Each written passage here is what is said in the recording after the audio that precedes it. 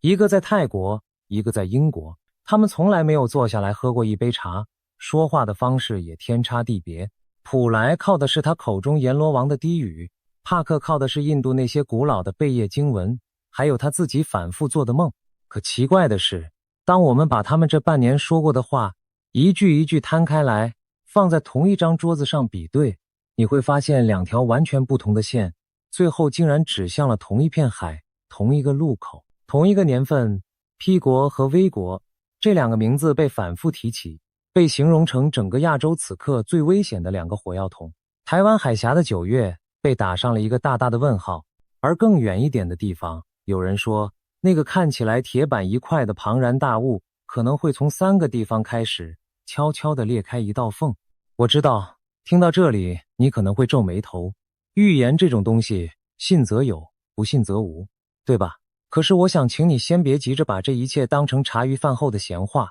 你想想，这两个人为什么会被这么多人记住？普莱当年说中了什么？他说中了一种会改变人类面貌的病，说中了全世界的人都要戴上口罩，而且这病会折磨我们好多年。那个时候是2019年的年底，还没有任何人听过后来那场席卷全球的大疫情。他还说中了缅甸的那场大地震，连震央的位置，连曼谷的高楼会不会跟着摇晃，都说得清清楚楚。而帕克呢，他说中了英国女王的离世，也在那场大疫情爆发之前就隐隐约约地提过。我不是要你把他们的每一句话都当成圣旨，我只是想说，当这样两个有过往记录的人在同一段时间里指向了同一个方向的时候，我们至少值得停下来，认真听一听。而更重要的是，当这些预言撞上了现实里正在发生的事，那种严丝合缝的巧合，到底该让我们警惕些什么？因为说到底，普莱和帕克反复强调的，从来都不是要我们恐慌，而是要我们在风浪来之前，先把该准备的东西准备好。所以今天这支影片的最后，我会把2026年下半年每一个普通人都应该放在心上的3件事，一件一件讲清楚。其中有一件关系到你口袋里的钱，关系到当某一天一切突然停摆时，你手上还剩下什么。请你一定要听到最后。先说普莱，他把2026年叫做火马年，也有人翻成赤马之年。在他的说法里，这一年的火元素强到反常。火代表什么？代表爆炸，代表冲突，代表那种一点就着，收都收不住的失控。从年初一路看下来，你不得不承认，这个火字烧得有点准。3月的时候，中东好几座机场因为局势混乱被迫关闭，无人机的残骸落在跑道旁边，民航班机在天上盘旋，找不到地方降落。那一刻，很多人想起了普莱在去年年底就反复念叨的一句话：2026年会有一场非常可怕的空难。他甚至提醒过有小孩的家庭，上半年尽量避开几个特定的地方。一开始他只给了3个英文字母 HJT， 后来他又补充，把范围扩大到了4个 JPTI。 他说这是阎罗王直接给他的指示，比之前的警告都要严重。可他偏偏不肯把国家的名字直接说出来，只留下这几个孤零零的字母，让所有人自己去猜。天机不可泄露，他是这么解释的。普莱今年还说了一句让很多中立国家听了心里发沉的话。当有人问他全球的冲突会不会越演越烈，会不会滑向那场大家都不敢说出口的世界大战，他的回答很微妙。他说，如果美国内部先乱起来，那场大战反而可能被往后推迟。他提到，美国此刻好几个州都在闹，抗议的浪潮一波接一波，这些内部的动乱对其他国家来说，某种程度上竟然是好事，因为它像一块沉重的石头，暂时压住了那个一触即发的引信。可他话锋一转，又很遗憾地说，战争终究是躲不掉的，就算美国内乱再严重，也只能把它拖延个3到5年，之后还是会一触即发。而作为中立方的国家，没有一个能真正置身事外。你听，这又和帕克那套内部危机外溢的逻辑隐隐扣在了一起。普莱对下半年的描绘还有几笔让人越听越心惊的细节。他说，天气会走向2个极端，一边是严重的干旱，一边是突如其来的暴雨和洪水，甚至连中东那些一向干燥的地方都可能被大水淹没。干旱和洪水在同一年里轮番上阵，这种极端到反常的天象本身就是一种不祥的信号。而他最让人议论纷纷的一个预言，连他自己都承认，听起来太过惊世骇俗。他说，在下半年，那些一直隐藏在人类社会里的存在，可能会慢慢的、公开的露出真面目。他甚至提到了一种像爬虫一样的族类。这个说法太过大胆，大胆到我自己都不知道该怎么评价。我把它原原本本放在这里，信不信由你自己判断。可即便我们把这些最玄的部分先搁在一边，它关于病、关于水、关于粮食的那几条警告，却是每一条都踩在了现实的痛处上。于是全世界都在猜这几个字母 J， 有人说是日本，有人说是牙买加。 I， 有人指向以色列，指向伊朗，指向那片正在烧的中东。而最让我们这片土地上的人心里发紧的是那个 T 和那个 PT。很多人第一个念头就是台湾， P 选项就更多了，巴基斯坦、巴勒斯坦，还有一个离我们很近，此刻正站在风口浪尖上的名字，菲律宾。这就是我今天想跟你重点聊的第一个火药桶 P 国，菲律宾。你可能会问，一个东南亚的岛国怎么就成了亚洲最危险的地方之一？答案藏在一片海里，南海。这几年菲律宾和北方那个巨人在南海的摩擦已经到了一个很多人没有意识到的临界点。就在今年6月，菲律宾抗议说对方在黄岩岛附近放了一个漂浮的结构物，上面还有人员驻守。他们担心这是要把一片礁石一步一步变成人工岛，变成一座前线基地的前奏。紧接着4艘军舰在黄岩岛附近和菲律宾的船只对峙。同一个月，菲律宾的国防部长连带家人被禁止入境对岸。要看懂这片海的凶险，你得先看懂对岸是怎么下棋的。他们用的是一套很精巧也很难反击的3层打法。最外面一层是海警的船，穿着执法的外衣，做着逼近的动作。你很难说他们是在打仗，可他们就是在一步步往前挤。第2层是那些看起来普普通通的渔船，其实是伪装起来的海上民兵，成群结队，哪里有争议就往哪里涌。出了事，一句我们只是渔民，就能把责任推得一干二净。而在这2层的后面是真正的海军，像一座沉默的大山压在那里，给前面2层撑腰。这3层叠在一起，让对手每一次想反击都觉得无从下手。而这些年，海面上真正动过手的画面一次比一次惊险。菲律宾的补给船被海警的船直接撞上，被高压水炮一顿猛喷。有一次，菲律宾说对方甚至用军用等级的雷射直接照射他们的船员。而最让人倒吸一口凉气的是2024年那一次，对方的海警拿着斧头和刀砍向补给船上的水手，有人的大拇指就那样没了。这不是演习，这是真刀真枪。你要知道一个很少被提起的事实，在过去这几十年里，这个巨人的所有周边盟友当中，唯一真正流过血、付出过性命代价的就是菲律宾。更让人不安的是，沟通这条线断了。你以为2个随时可能擦枪走火的国家一定有一条热线，出了事马上能通上话，把误会讲开。可现实是，菲律宾好几次想拨通那条热线，电话那头根本没有人接。而对岸军中此刻正在进行的一波又一波清洗，让军队之间本就脆弱的沟通变得更加不可能。对岸军中的一名军官没有上面明确的指示，是不敢随便跟外人说话的，而那道指示可能要等上好几天，甚至好几个星期。你想想，在一片随时可能出事的海上，2艘军舰近距离对峙，谁都不敢先退，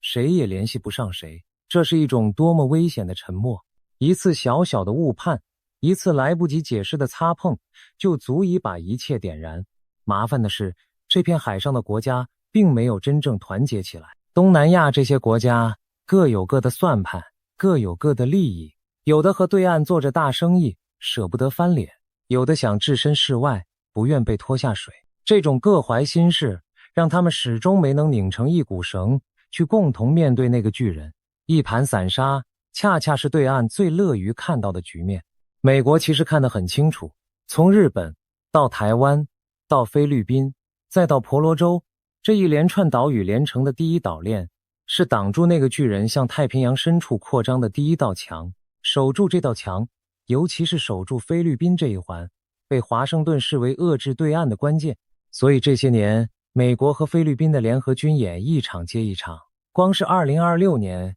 就安排了超过500场各种形式的演训。你想想，当一边在拼命加固这道墙，另一边在拼命想推倒它，夹在中间的那片海怎么可能平静？而菲律宾也悄悄地和台湾走得越来越近，两边的海巡在巴士海峡一带联合巡逻，交换情报，把彼此的安全绑在了一起。而在这条岛链的最北端，日本也早已被绑进了同一条船。日本很清楚，如果台湾有事，那就等于是日本有事，因为对岸眼里的那些争议岛屿恰恰就在台湾的旁边。所以我们看到日本的自卫队开始到那些面对着台湾的离岛去参加伞兵的训练。普莱兹姆里的那个 J 帕克预言中那片8月笼罩日本北部的气体之云，两位预言家竟然又不约而同地把手指点在了同一个国家身上。从南边的菲律宾、越南到北边的日本，再到中间的台湾，这一整条岛链此刻就像一串被同一根引线串起来的鞭炮，只要有一节被点着，剩下的很难独善其身。好，说完 P 国，我们来说那个更安静却可能更要命的 V 国越南。普莱给的字母里其实并没有 V， 这个 V 是我自己把地图摊开，一寸一寸看下来，觉得无论如何都绕不过去的一个名字。如果说菲律宾的危险是摆在台面上的，吵得沸沸扬扬，那越南的危险就是藏在水面下的安静，却在飞快的累积。就在今年，卫星影像显示，越南在南沙群岛在整整18道礁盘上27个不同的地点同时大兴土木，他们在填海，在造岛，再把一个一个孤零零的礁石变成能住人、能停船、能起降飞机的据点。有分析说，越南正打算在这些新造出来的岛上，一边放平民，一边放海军陆战队。这是什么概念？这意味着未来会有越来越多的补给船，越来越多的飞机在这片本就拥挤的海域穿梭，而每一次穿梭都可能招来对岸的拦截和挑战。越南这个国家很特别，他一边在悄悄地武装自己，一边又想在几个大国之间走钢丝，维持一种微妙的平衡。他的领导人一方面要对抗来自海上的压力，另一方面又离不开对岸这个巨大的邻居和贸易伙伴。可钢丝这种东西，走得再稳，也怕一阵突如其来的风，尤其是当中东的战火让全球的燃料供应变得紧张。当那位坐在白宫里的老人让人越来越搞不清美国到底还会不会守护这片区域，越南就更需要小心翼翼地掂量每一步。而越南这几年之所以敢于在海上站直了腰杆，也正是因为他看清了一件事，如果自己不反击，那条圈住大半个南海的线就会一步步压到自己家门口。你可能会问，为什么偏偏是这片海让这么多国家红了眼？答案很简单，这片海底下埋着一整个时代的财富。根据估算，南海底下躺着大约110亿桶的石油，还有多到难以想象的天然气。这还不算完，全世界最繁忙的贸易航道之一就从这片海上穿过。每一天，数不清的邮轮和货轮载着全球经济的血液从这里缓缓驶过。谁控制了这片海，谁就掐住了太多国家的咽喉。所以这里的每一块礁石，每一道暗沙才会被争得那么凶。2016年，海牙的一个国际仲裁庭曾经裁定，对岸那条把大半个南海圈进去的9段线不符合国际法。这场官司，菲律宾几乎全赢，可对岸拒不接受这片海的纷争，就这样一直悬在那里，越积越深。而对我们生活在这座岛上的人来说，这片海的意义还要再深一层。全世界最先进的晶片，绝大多数都是从我们这里造出来，再经由这些航道运往世界各地的。一旦这片海，这道海峡乱了、断了，受伤的绝不只是这里的人，而是全球每一只手机、每一台电脑、每一辆汽车背后的整条血脉。这也是为什么全世界的目光都死死地盯着这一小片水域。有人说，这里是全球最危险的地方，可换个角度看，这里也是全世界最不敢让他出事的地方。这份谁都输不起的牵制，或许正是此刻让我们还能维持着脆弱平静的一根看不见的绳子。而就在今年6月1号，发生了一件很多人忽略却意味深长的事。菲律宾和越南这两个南海上的邻居，把彼此的关系正式提升到了强化战略伙伴的层级。你听明白了吗？ P 国和 V 国这两个火药桶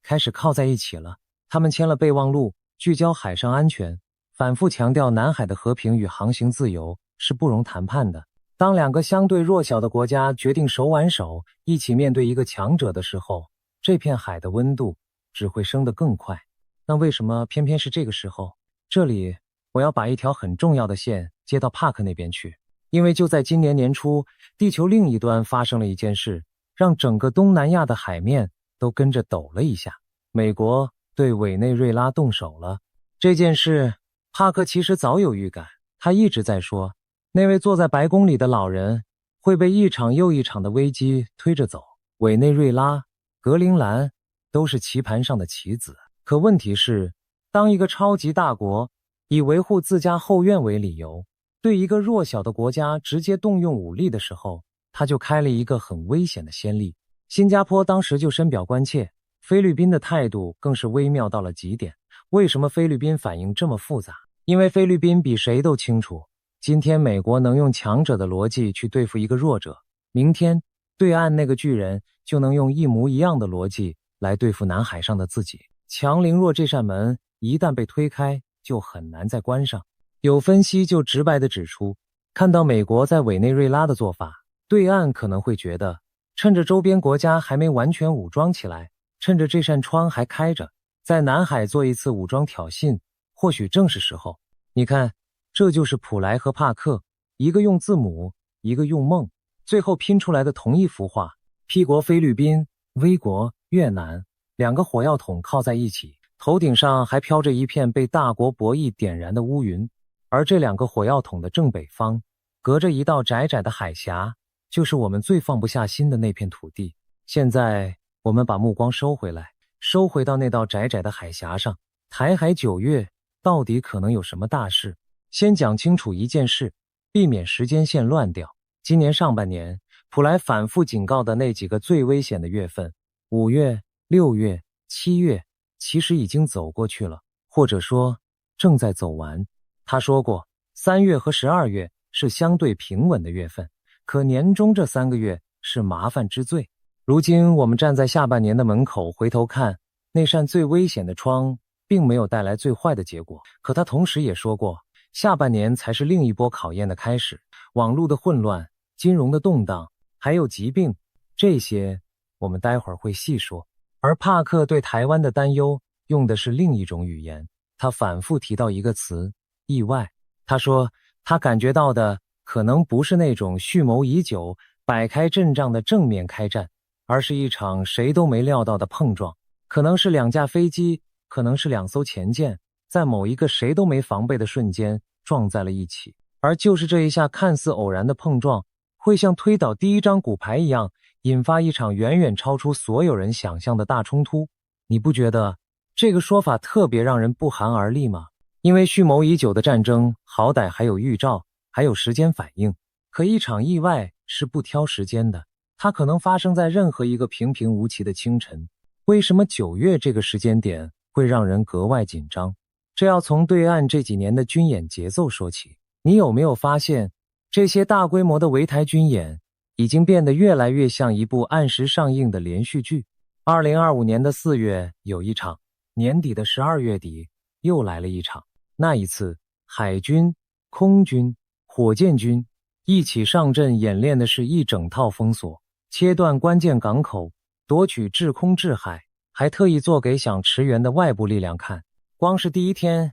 就出动了130架次的军机，其中90架次越过了海峡中线，28艘舰艇在周边活动，好几艘直接开进了台湾的临街区。这样的军演早就不只是新闻里的一个标题了，它已经实实在在地影响到很多人的生活。每一次大规模的演练，往返外岛的航班飞往马祖、飞往金门的班机就可能延误，可能取消。成千上万的旅客被卡在机场，一脸茫然。这其实就是封锁的预演，先让你尝一尝，当这片海和这片天被人为地搅乱时，日子会变成什么样子。温水煮青蛙说的就是这种感觉，一次又一次让你慢慢习惯，慢慢麻木，直到有一天那条线被彻底跨过，你才惊觉原来早就没有退路了。而这些军演还有另一层更阴险的目的，那就是打一场看不见的心理战。你有没有注意到，对岸每一次军演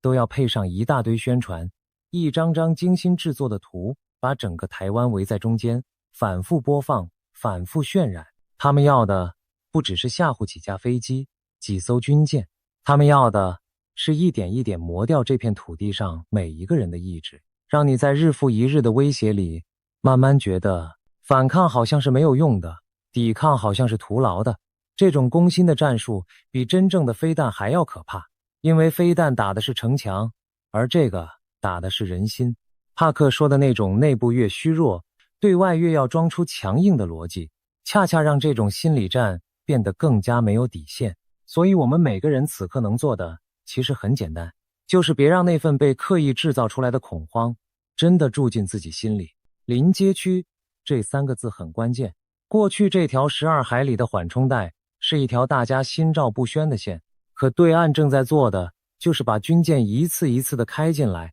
一点一点的把这条线抹掉，让它慢慢变得不再是一条线。他们先是让海峡中线名存实亡，现在又在对那条更靠近岸边的缓冲带下手。每一次军演都是在试探，看看能往前踩多少，而不会招来真正的后果。所以当9月这个秋天的节点到来，当各种政治的、军事的日历叠在一起的时候，很多人心里都绷着一根弦。倒不是说9月一定会出事，而是说在这样一个双方都在极限试探、沟通热线又形同虚设的状态下，帕克说的那种意外，那种偶然的碰撞发生的土壤正变得越来越肥沃。一架越线的军机，一艘抵近的军舰，一次误判，一次擦碰，在平时或许还能压下去，可在火马年这样一个火气冲天的年份，谁又敢打包票？而帕克最让人玩味的一段话是关于对岸内部的。他说他看到那位最高领导人正在进行一波接一波的军中清洗，其规模让外界甚至联想到政变这2个字。虽然我们谁也没能看清全貌，他反复问一个问题，这位领导人到底是在拔掉威胁他的钉子，还是他自己已经露出了虚弱，正在失去控制？这个问题藏着一把理解未来的钥匙。帕克说，当一个权力结构开始变得不稳的时候，那些新被提拔上来的军中人物往往急于证明自己，急于留下一个历史的印记。而在这种时候，制造一个外部的敌人就成了转移内部压力最直接、最好用的办法。这其实不是什么新鲜的把戏，翻开整部人类的历史，你会发现这一招被用了一遍又一遍。当一个政权在内部撑不住了，当经济垮了，当老百姓开始怨声载道的时候，最快让所有人闭嘴，最快让所有人重新团结在自己身后的办法，就是在外面找一个敌人，发动一场战争，把大家对内部的愤怒硬生生扭转成对外部的仇恨。多少个摇摇欲坠的王朝，多少个危机四伏的政权，都曾经走过这一步。而在这套逻辑里，台湾就是那个最危险的出口。当经济出问题，当政治不稳，当权力在内部激烈洗牌，把所有人的目光引向外面，引向一场对外的冲突，就成了一种几乎必然的选择。这不只是一场单纯的战争，这是一个高度集权的体制，在同时面对经济、政治、权力3重危机时，一种近乎本能的反应。帕克说得很直接，一个内部越是虚弱的政权，对外反而可能越是危险。这句话值得我们每个人都好好想一想。其实帕克对这个下半年的担忧远不止台湾一处，他还翻出了自己很多年前写在书里的一段话，说有一个国家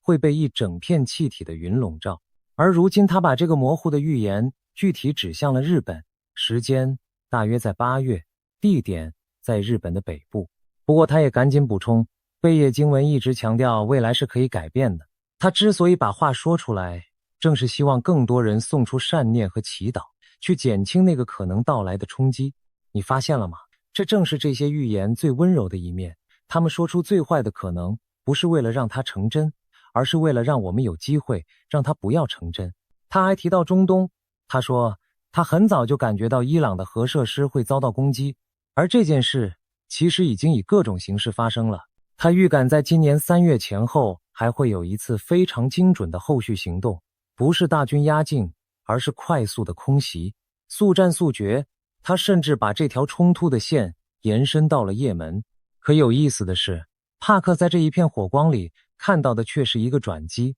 他说，这一切的动荡最终可能会催生出一个全新的伊朗，一个女性能拥有更多自由和权利的伊朗。还有格陵兰这个被冰雪覆盖的巨大岛屿会变成美国的一部分。这个念头刚冒出来的时候，很多人只当是个笑话。可帕克说，这件事的核心根本不是军队，不是坦克，而是一纸又一纸的合约。他说，这背后真正的争夺是石油，更是那些埋在地底下、稀有到能决定未来科技命脉的稀土金属。他预感会有一笔巨大的交易在暗中成型，一场牵扯到北约又牵扯到对岸那个巨人的混乱的协议，还会伴随着非常庞大的金钱往来。谁控制了这些资源，谁控制了背后的航道，谁就握住了未来世界的方向盘。你看，从南海底下的石油到格陵兰冰层下的稀土，这个世界所有的冲突说穿了，争的往往都是同一样东西，资源。而在更大的棋盘上，帕克反复提到一个他从很多年前就开始念叨的组合，那个北方的巨人和另一个更北方的邻居会越走越近，联手站到西方世界的对立面。当年他说这话的时候，这两个国家还远没有现在这么亲密，很多人觉得他在说梦话。可如今再看，这两个国家的军队一起走过阅兵场，能源和技术的往来越来越密，那个曾经看起来不可能的组合正一步一步变成现实。帕克说，这才是他最担心的地方，因为这个组合一旦成型，会像在火上浇油一样，让那个巨人在面对台湾、面对世界时变得更加有恃无恐。他也把矛头指向了他自己的国家英国。帕克毫不客气地说，对岸对英国的渗透早就不是在悄悄扩大，而是已经到了过分的地步。他批评英国那些政客这么多年来一次又一次犯着同样的错误，打着经济合作的旗号，把一个又一个关键的产业、关键的技术，甚至关键的国家安全，一点一点的拱手让了出去。他用了2个很重的词，疯狂还有愚蠢。帕克说，有些政客为了眼前那一点点政绩，不惜出卖国家长远的利益，这种事看得他触目惊心。他点出的那些威胁，其实对我们每一个人都是一记警钟。当一个国家的命脉一寸一寸地被别人捏在手里的时候，危险往往早在战争真正打响之前就已经悄悄降临了。而所有这些危机，在帕克眼里，最后好像都绕着同一个人打转。他反复提到，那位坐在白宫里的老人很可能会用一种谁都想不到的方式继续留在权力的中心。当有人问他，一个人怎么可能连任第3次？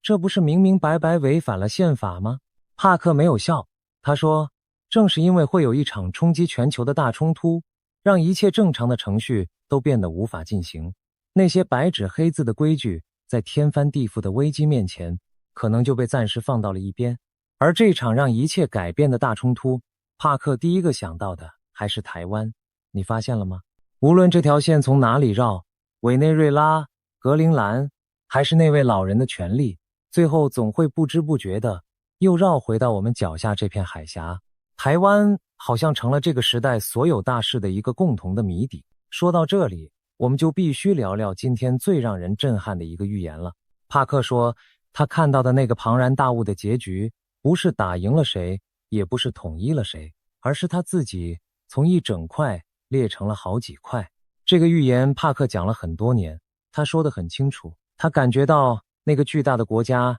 最终会分裂成好几个更小的国家，而从这场分裂里会诞生出一种伟大的民主，一群像欧洲那样彼此独立却又联系在一起的国家。他甚至提到一段很私人的缘分，他说，很久以前，那位被称为国父的孙中山先生，家族里有人曾经来找他的妻子做过通灵，从那以后，他就觉得自己和这段历史冥冥中有一种奇妙的连结。他还预言，在这场巨变之后，真正会站起来引领世界走向新精神方向的是印度，那将是一种全新的带着古老智慧的精神视野。那么触发这一切的引信是什么呢？帕克的答案又一次绕回了那片海。他说，这场席卷整个国家的巨变很可能就是由台湾周边海域的一场事件点燃的。海上先出事，然后火烧回内陆，接着香港会有动荡，蒙古的方向也会有骚动。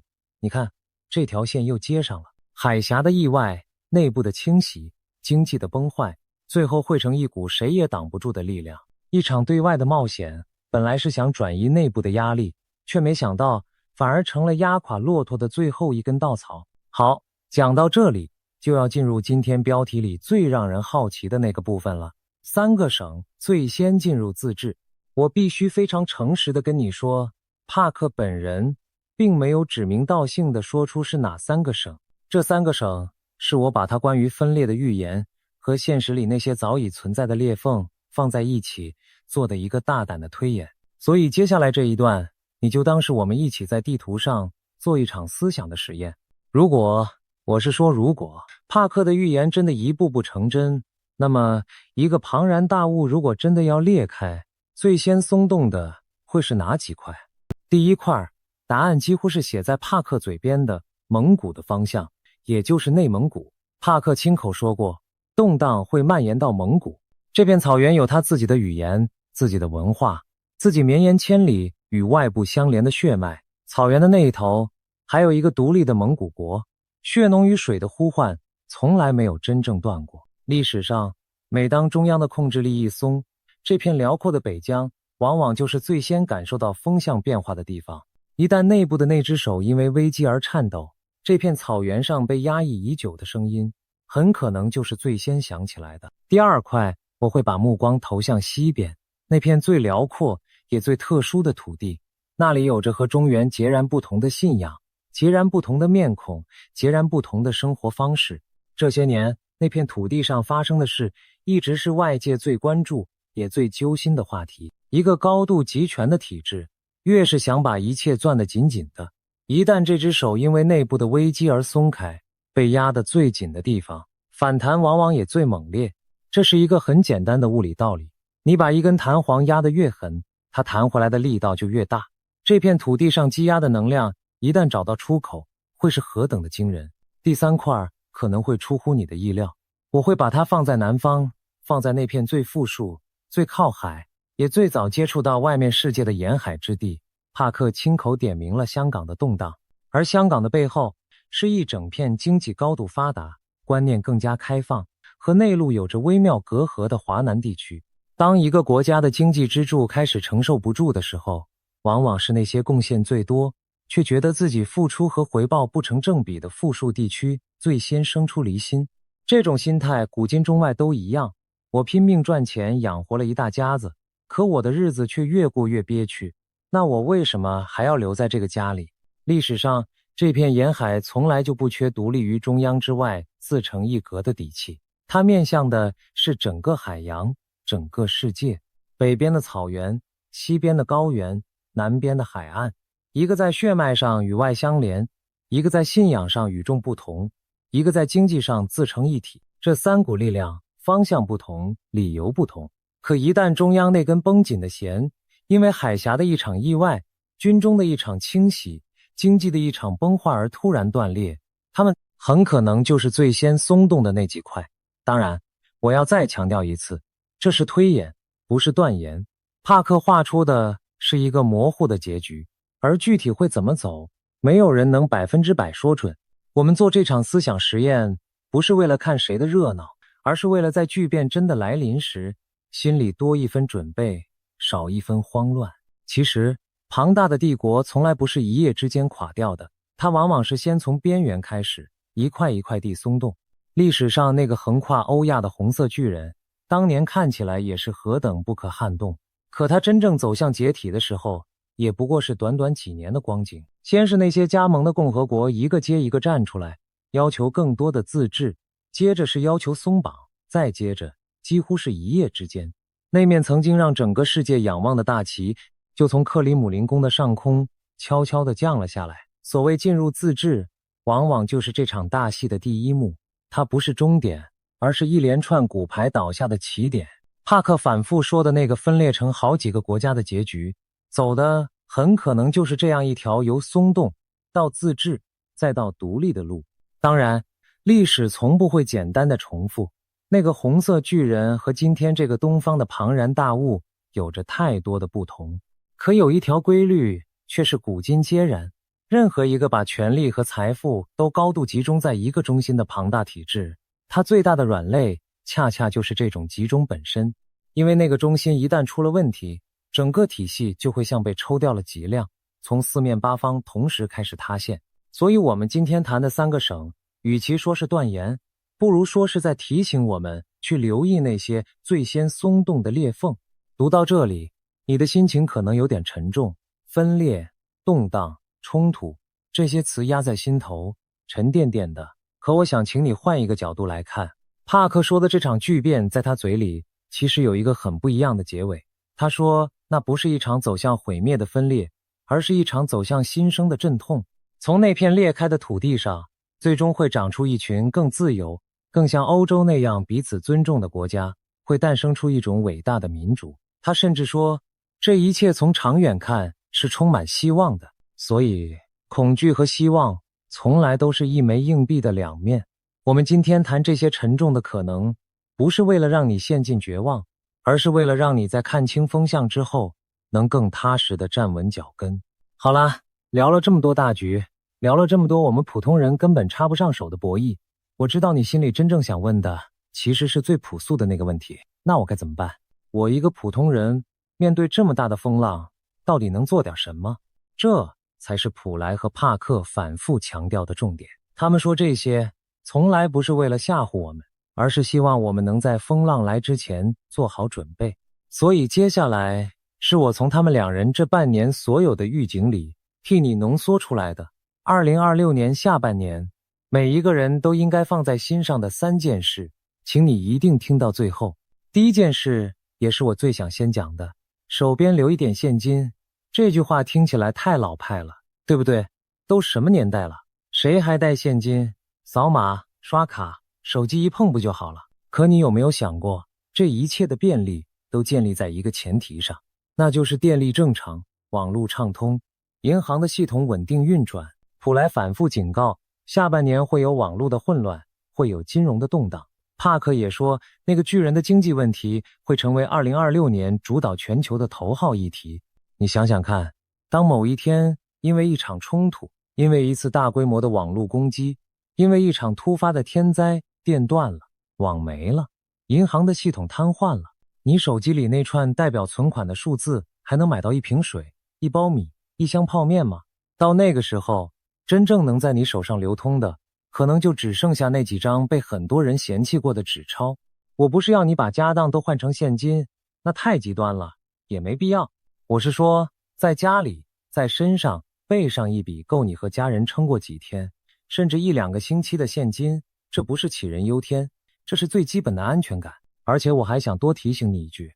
这笔现金最好准备一些小面额的钞票。你想想那个画面，当所有人都在抢购，当店家的刷卡机和收款码全都罢工的时候，你拿着一张大钞去买一瓶水，人家找不开怎么办？那些平时你看都不看一眼的零钱、小钞，在那一刻才是真正好用的硬通货。当一切都还正常的时候，这笔钱一文不值，可当突发状况真的降临的那一刻，它就是你和恐慌之间最后的一道缓冲。这就是普莱和帕克用他们的方式反复在提醒我们的第一件事。第二件事，关于健康，特别是关于你喝进肚子里的水，这是普莱今年说的最具体也最让人后背发凉的一个预警。他提到了2个词，一个是肺痨，一个是黑死。他说的是那些古老的，我们以为早就被人类战胜了的传染病，像肺结核，像鼠疫，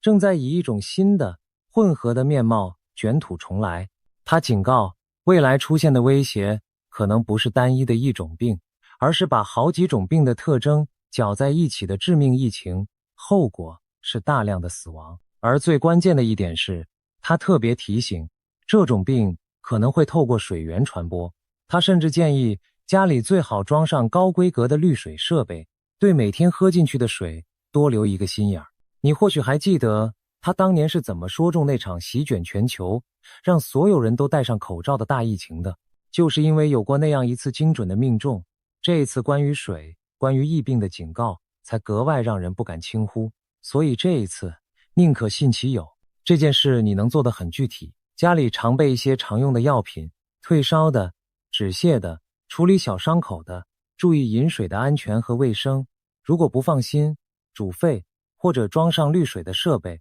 在人多拥挤、空气不流通的地方，把口罩重新戴起来。这些事做起来一点都不难，可一旦真有需要，他们就是你和家人身边最实在的一道防线。普莱甚至描述过一个很恐怖的画面，未来的某趟航班上，可能整机的乘客都在咳嗽。这个画面希望永远不要成真，可准备永远不嫌早。除了病和水，普莱还提到了另一个连带的风险，粮食。他说，这一年可能会有严重的水患，甚至出现一些类似泥土喷发的异象，而这些天灾会直接冲击粮食的收成，带来短缺，带来物价的暴涨。这其实和第一件事又悄悄扣在了一起。当物价飞涨，当某些东西一时买不到的时候，家里多备一些不容易变质的粮食和日用品，米、面、罐头、干粮，还有干净的饮用水，就又多了一层意义。你看，这三件事，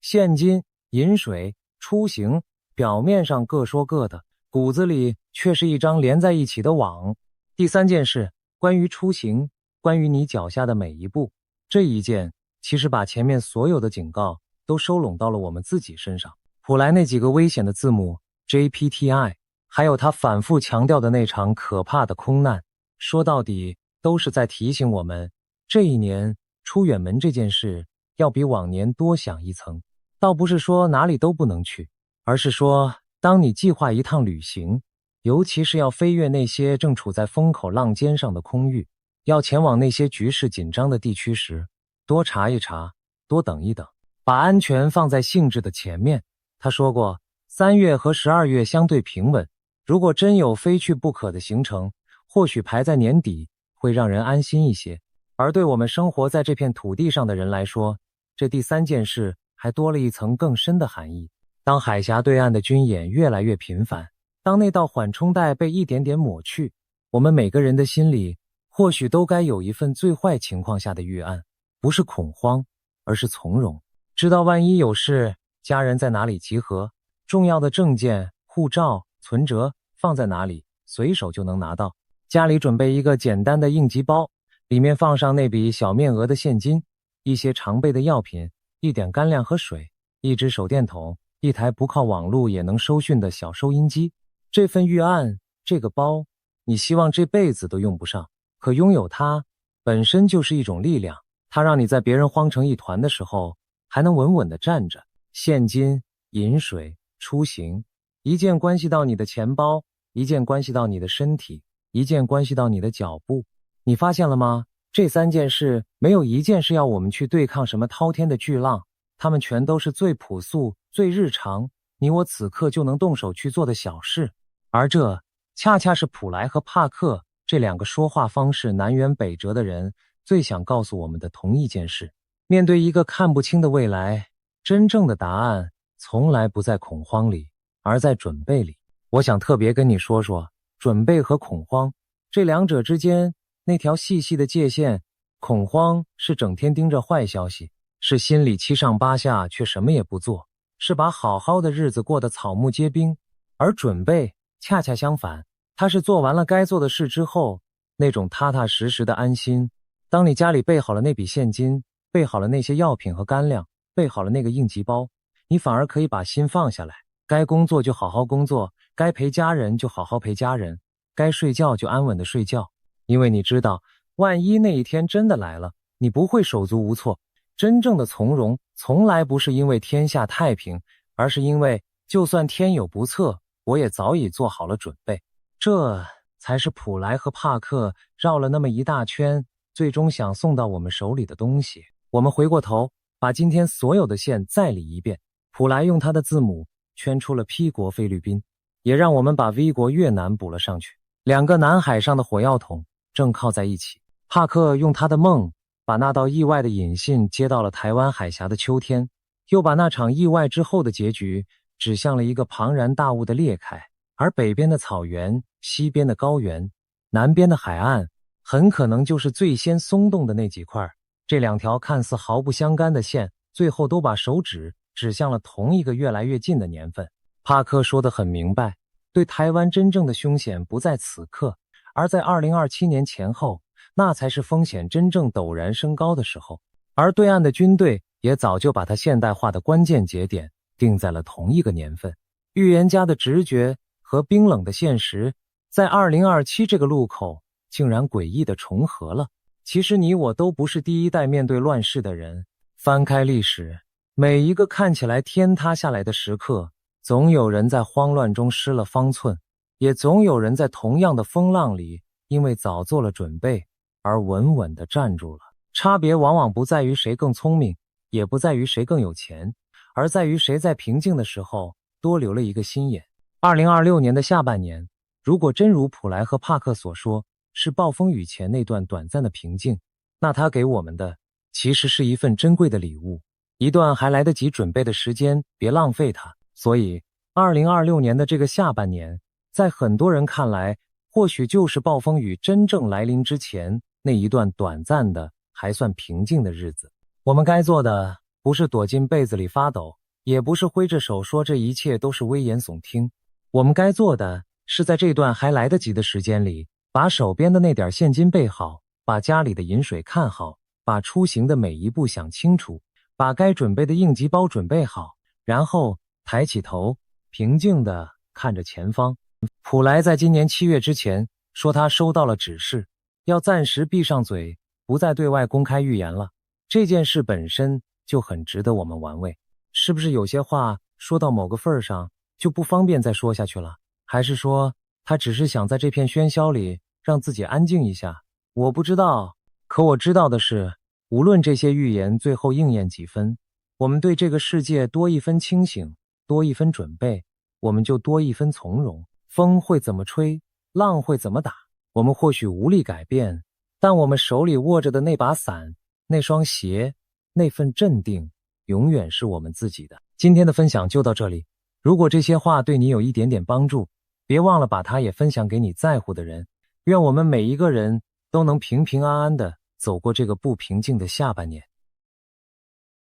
中国，这个拥有14亿人口、5000年文明，曾经被全世界认为永远坚如磐石的庞然大物，它最终究竟会变成什么样子？这个问题太大了，大到我们平常根本不敢去想。我们从小被告知，这是一块永远不会分开的铁板，是一个会一直强大下去的整体。可是当我们把帕克在过去30多年里一块一块给出的答案全部拼起来，一幅完全不同的图会慢慢在我们眼前浮现，而那幅图会彻底颠覆我们对中国未来的全部想象。帕克关于中国的看见并不是一次讲完的，它们散落在他不同年份的影片当中，散落在他一次又一次的预言里，从来没有人把它们完整的串联起来。今天我们就要做一件以前没有人做过的事，把帕克关于中国最终结局的每一块拼图，第一次完整的拼成一幅图。我们会看到这个巨人如何开始摇晃，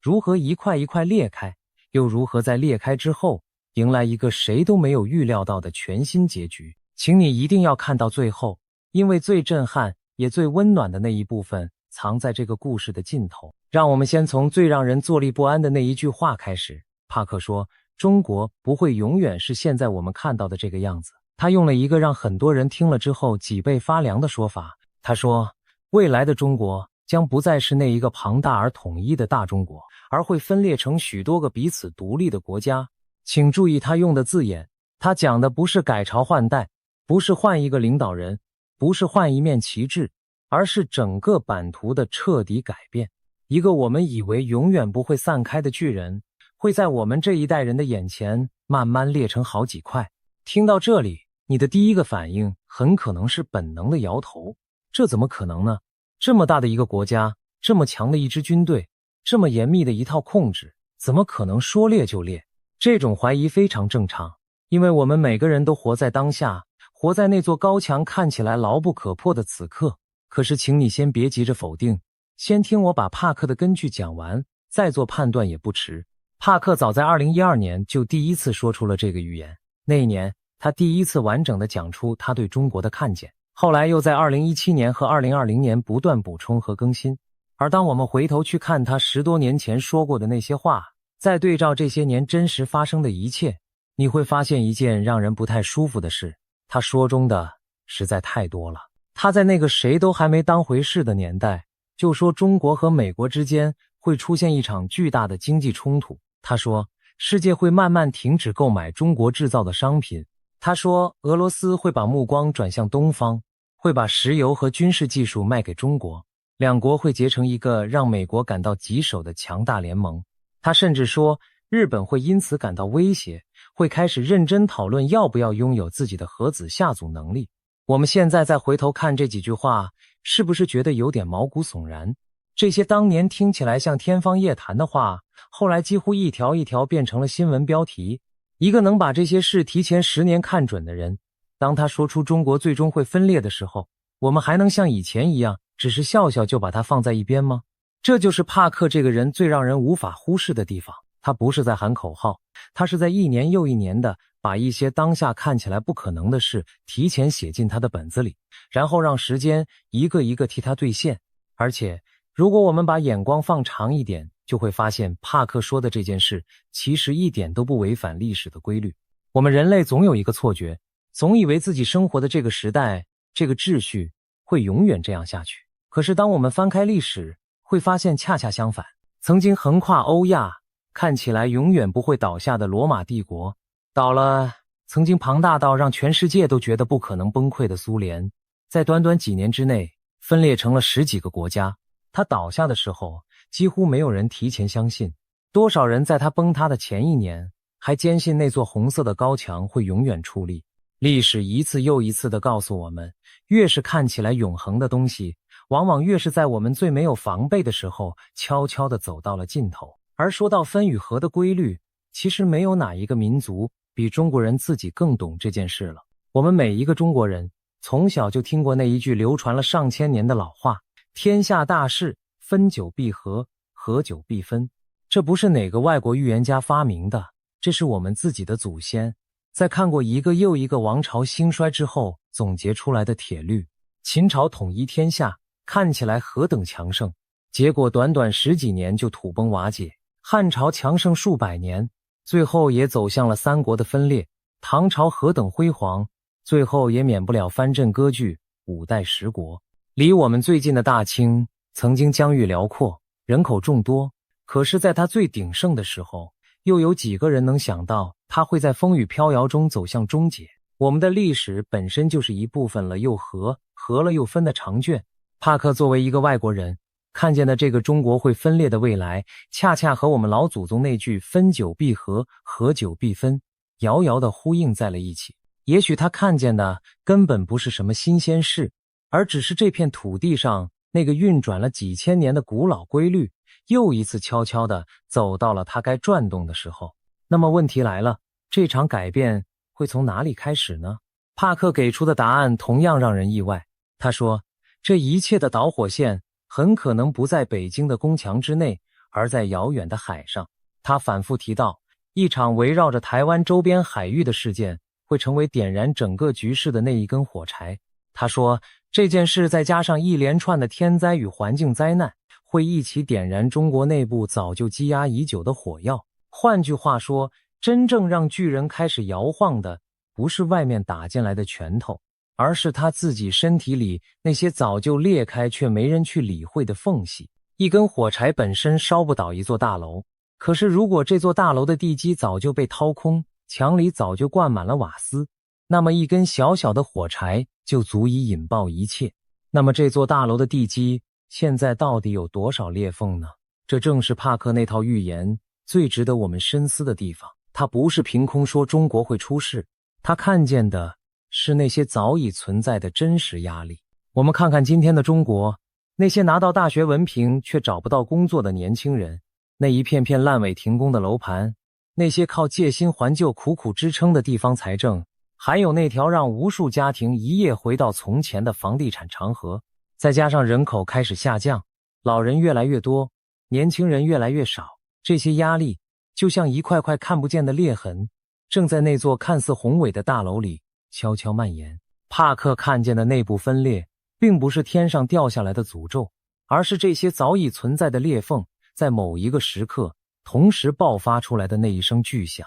而在2026年，帕克看见的正是这些缝隙开始一条一条浮现出来的画面。他预言，这一年的中国会进入一段他称之为看得见的内部分裂的时期。他说，我们会看到很多人领不到薪水，会看到一些金融债券被冻结，会看到原本被认为固若金汤的经济机器开始发出令人不安的怪声。我们把这几句话放在心上，因为这不是抽象的大话，而是具体到能让每一个普通家庭都感同身受的细节。一个领不到工资的工人，一个拿不回血汗钱的储户，一个眼看着房子变成负担的家庭，这些才是真正点燃变革的干柴。当千千万万个这样的家庭心里那一点点怒火连成一片，那就不再是新闻，而是历史了。帕克甚至更具体地说，可能会出现一场重大的基础建设灾难，也许是一场严重的事故，也许和那座举世闻名的三峡大坝有关。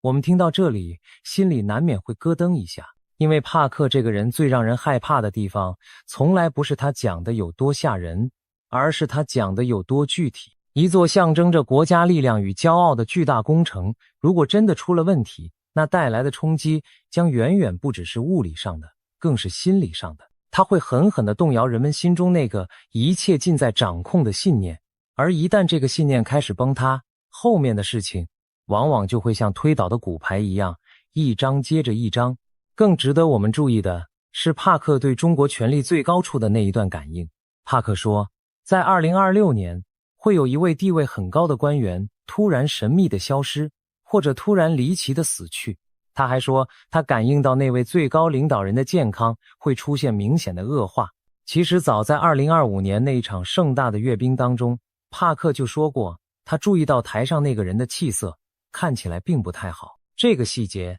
当时并没有引起太多人注意，可是放在他整套预言的脉络里，他就变得格外意味深长。帕克在这里不断地问着同一个问题，而这个问题我们每个人都应该认真想一想。他问，这位领导人到底是在清除威胁，还是其实正在暴露自己的虚弱？他到底是在牢牢掌控全局，还是已经在不知不觉中开始失去对全局的掌控？这两个问题看起来只是换了个说法，可是他们指向的是两个截然不同的未来。如果是前者，那是强者的铁腕；如果是后者，那就是一个巨大帝国开始从内部松动的第一个征兆。帕克对这背后的逻辑讲得非常透彻。他说，最近这些年中国军方内部那一连串的清洗和人事重组，从外面看起来已经越来越像一场安静的政变。虽然外界还看不到完整的全貌，但那种味道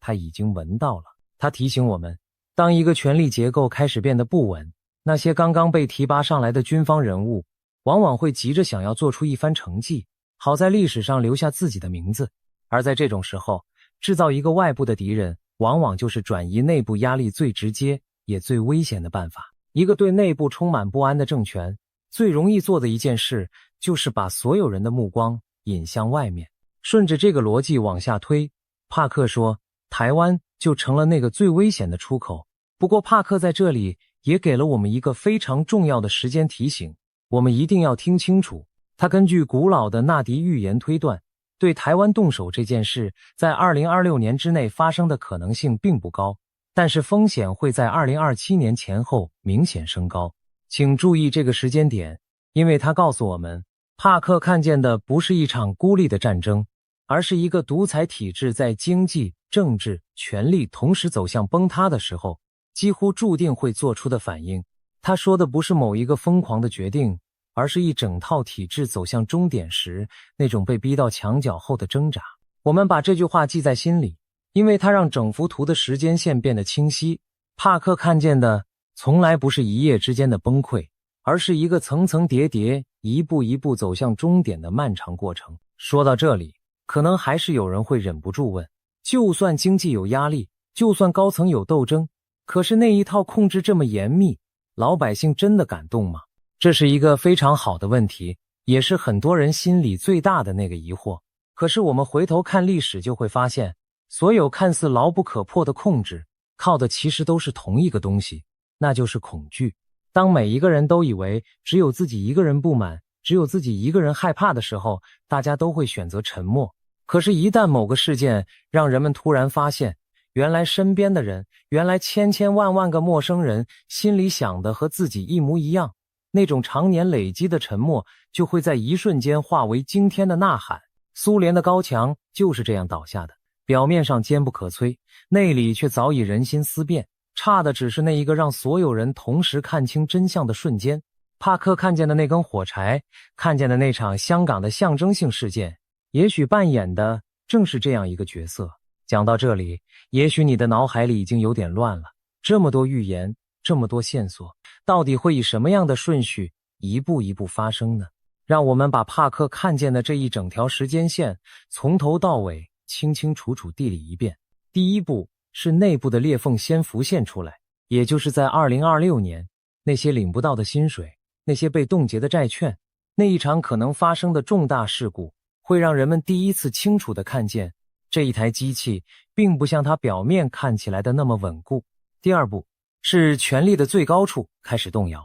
高层的斗争，官员的消失，领导人健康的恶化，会让整个结构从最顶端开始松动。第三步，帕克把风险的高点放在了2027年前后，一个被逼到墙角的体制很可能会把矛头指向外面，而台湾周边的海域就是那个最危险的引爆点。第四步，当外部的冲突和内部的压力叠加在一起，那一根火柴终于被点燃，香港那个象征性的事件成为催化剂，积压已久的民怨开始连成一片。第五步才是我们今天的主题，整个版图会在这场动荡之中一块一块地裂开，走向帕克所说的那个分裂成许多个国家的结局。而最后一步，也是最漫长却也最美好的一步，是在这片废墟之上，一个全新的民主的，也是精神觉醒的中国慢慢的重新站起来。我们把这一条线理清楚，就会发现帕克看见的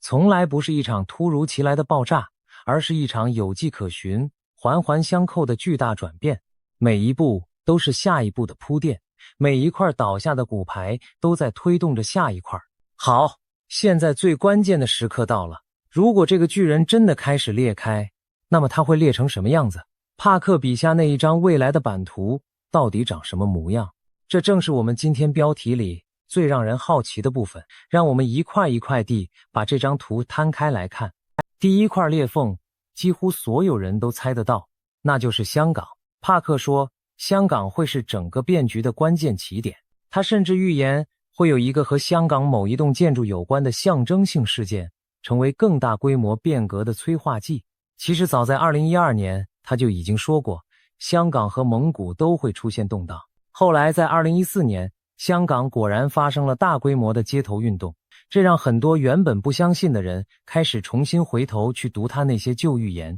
我们想一想，一个在2012年就说香港会动荡的人，2年之后就被现实印证，这样的命中难道只是巧合吗？香港这座城市本身就有一段传奇的历史，它曾经是全亚洲最自由、最开放、最有活力的港口之一，无数的资金、人才、理想都曾经在这片小小的土地上交汇，激荡出耀眼的火花。它被称为东方之珠，不是没有原因的。帕克看见的香港不是一座被彻底压服的城市，而是一座会重新找回自己呼吸方式的城市。在那张未来的版图上，香港会再一次成为那扇朝向世界打开的窗，那一颗曾经闪耀，未来还会再次闪耀的东方明珠。一座城市真正的灵魂是它对自由的记忆，而这种记忆是再厚的墙也封不住的。第二块是很多人没有想到，却在帕克的整个蓝图里呼之欲出的一块，那就是上海。帕克描绘的未来中国，不再是一个从上到下被一个中心牢牢攥住的整体，而会走向一种他称之为全新资本主义民主的形态。我们顺着他这个思路去想，就会发现一个很自然的结论。当那个巨大的中心松开他的手，像上海这样的城市，这座中国的金融心脏，这座最懂得和世界做生意的城市，会以什么样的姿态出现呢？其实，上海早就有过这样一段辉煌的过往。在20世纪初的那段岁月里，上海曾经是整个远东最繁华、最摩登的大都会，被人们称为东方的巴黎。那时候的上海，华洋杂处，商贾云集，是一个充满了机会与梦想的自由之城。历史的记忆从来不会真正消失，它只是在等待一个苏醒的时期。当北方的政治枷锁松动，上海这些沿海的繁华大城很可能会率先把自己的命运握回到自己手里，变成一座高度自治甚至独立的金融之城，一个东方的自由港。他们有资本，有人才，有与全世界连通的血管，他们最不需要的就是一个遥远的中心来告诉他们该怎么做生意。当大一统的力量退去，上海完全有可能用商业和自由为一个破碎之后重新拼合的中国点亮第一盏灯，一座由市民自己做主，重新找回他那种开放与多元的上海。这并不是梦，这是帕克那套新民主资本主义逻辑最自然的延伸。第三块也是帕克讲的最动情、最让人向往的一块，那就是西藏。帕克非常明确地说，未来西藏会成为一个独立的国家，而且他说的不只是政治上的独立，他描绘的是一幅更美也更超越的画面。他说，未来的西藏会宣布自己成为一座精神的国家公园，它将不再是那个遥远难以进入的封闭之地，而会变成全世界的一座精神灯塔。我们闭上眼睛，想一想那个画面，那片世界屋脊上的高原，那一座座古老的寺院，那些曾经被紧紧关上的山门，有一天会重新打开，成为全人类仰望心灵与信仰的地方。西藏在很多人心中本来就有一种特殊的分量，它代表着一种远离尘嚣、向内探寻的智慧。在帕克的看见里，西藏的价值不在于它有多少矿产、多少土地，而在于它能给这个被物质压得喘不过气的世界提供一片可以安放心灵的净土。帕克还补充了一个很有意思的细节，他说，西藏的解放会得到一个快速崛起的印度经济的帮助，因为他预言印度的经济在长远的未来会超越中国，这是一个很大胆的判断。可是如果我们看看印度这些年的人口和增长趋势，再想想帕克过去的命中率，你还敢轻易说它不可能吗？一个崛起的印度在西藏的背后会成为改变那片高原命运的一股巨大力量。第四块就是出现在我们今天标题里的蒙古。早在10多年前，帕克就把蒙古和香港并列，说那里会是动荡的引爆点之一。我们都知道，蒙古这个名字背后藏着一段何等壮阔的历史。曾经从这片草原上走出的铁骑，横扫过大半个欧亚大陆，建立起人类历史上版图最大的帝国之一。那种刻在血液里的自由与辽阔，是任何围栏都关不住的。在那张裂开的版图上，蒙古这片广袤的草原会重新听见它自己古老的心跳。当中心的控制松动，草原上的人们会比任何人都更早地想起自己的祖先曾经如何在这片天地之间自由地奔驰。帕克看见的蒙古是一块渴望回到自己怀抱的土地。当大一统的高墙出现裂缝，草原上最先苏醒的往往就是这种对辽阔与自由最原始的渴望。而当我们把香港、上海、西藏、蒙古这几块放在一起，帕克的整个逻辑还告诉我们，这张裂开的版图远远不止这4块。他说的是分裂成许多个国家，是一种像联邦一样一块一块分开的格局。那么我们顺着这个方向去看辽阔的西部，那些有着自己语言、自己信仰、自己历史记忆的土地，会不会也在这场大变局中找回属于自己的声音？广袤的新疆，那片连接着中亚的土地，会不会走出自己的路？东北那片曾经独立城市的黑土地，那些沿江而下各有性格的南方省份，会不会也在中心松动之后慢慢长出自己的样子？历史上，这片大地本来就不是铁板一块，它由无数有着不同方言、不同风俗、不同性格的地方拼合而成。帕克描绘的不是一两块的脱离，而是一整个高度集中的结构，回归到一种更松散、更多元，也更贴近每一片土地本来面貌的状态。那个我们以为永远是一整块铁板的国家，在帕克的看见里，会慢慢变成一片由许多个自治体、许多个新国家组成的更自由的大地。也许有人还是会好奇，一个这么大的国家真的裂开的时候，会是一个什么样的过程呢？其实我们自己的历史早就给过答案。每当一个强大的中央开始衰弱，地方的力量就会自然而然地浮现出来。当年大清崩溃之后，这片土地并不是一夜之间就变成一个现代国家，而是经历了一段地方各自为政的岁月。那些手握兵权的人，那些掌握一方资源的人，纷纷成为各自地盘的主人。历史的剧本往往会在不同的时代用相似的方式重演。当那个高度集中的中心失去了它的力量，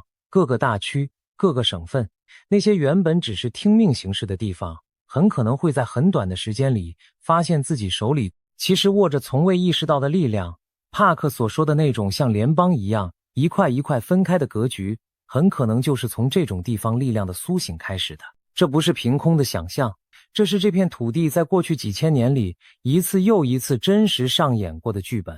而在这整张版图的东边，还有一个我们绝对不能忽略的存在，那就是台湾。在帕克的预言里，台湾始终扮演着一个非常特殊的角色，它不只是这场巨变的引爆点，更可能是整个变局里最早就已经实践了民主与自由的那一块样板。帕克很早就感应到，围绕着台湾的这一片海域会牵动整个东亚的命运。一个值得我们深思的画面是，当大陆这边还在经历分裂与重组的阵痛时，台湾这座小岛早已默默地走在了前面。它用几十年的时间证明了华人社会同样可以拥有自由的选举，可以拥有开放的言论，可以拥有一个由人民自己做主的制度。在帕克所描绘的那个未来里，当大陆的人们终于走向民主的时候，台湾这些年走过的路，会不会反而成为一盏最现成也最亲切的明灯呢？一个曾经被视为麻烦与冲突源头的地方，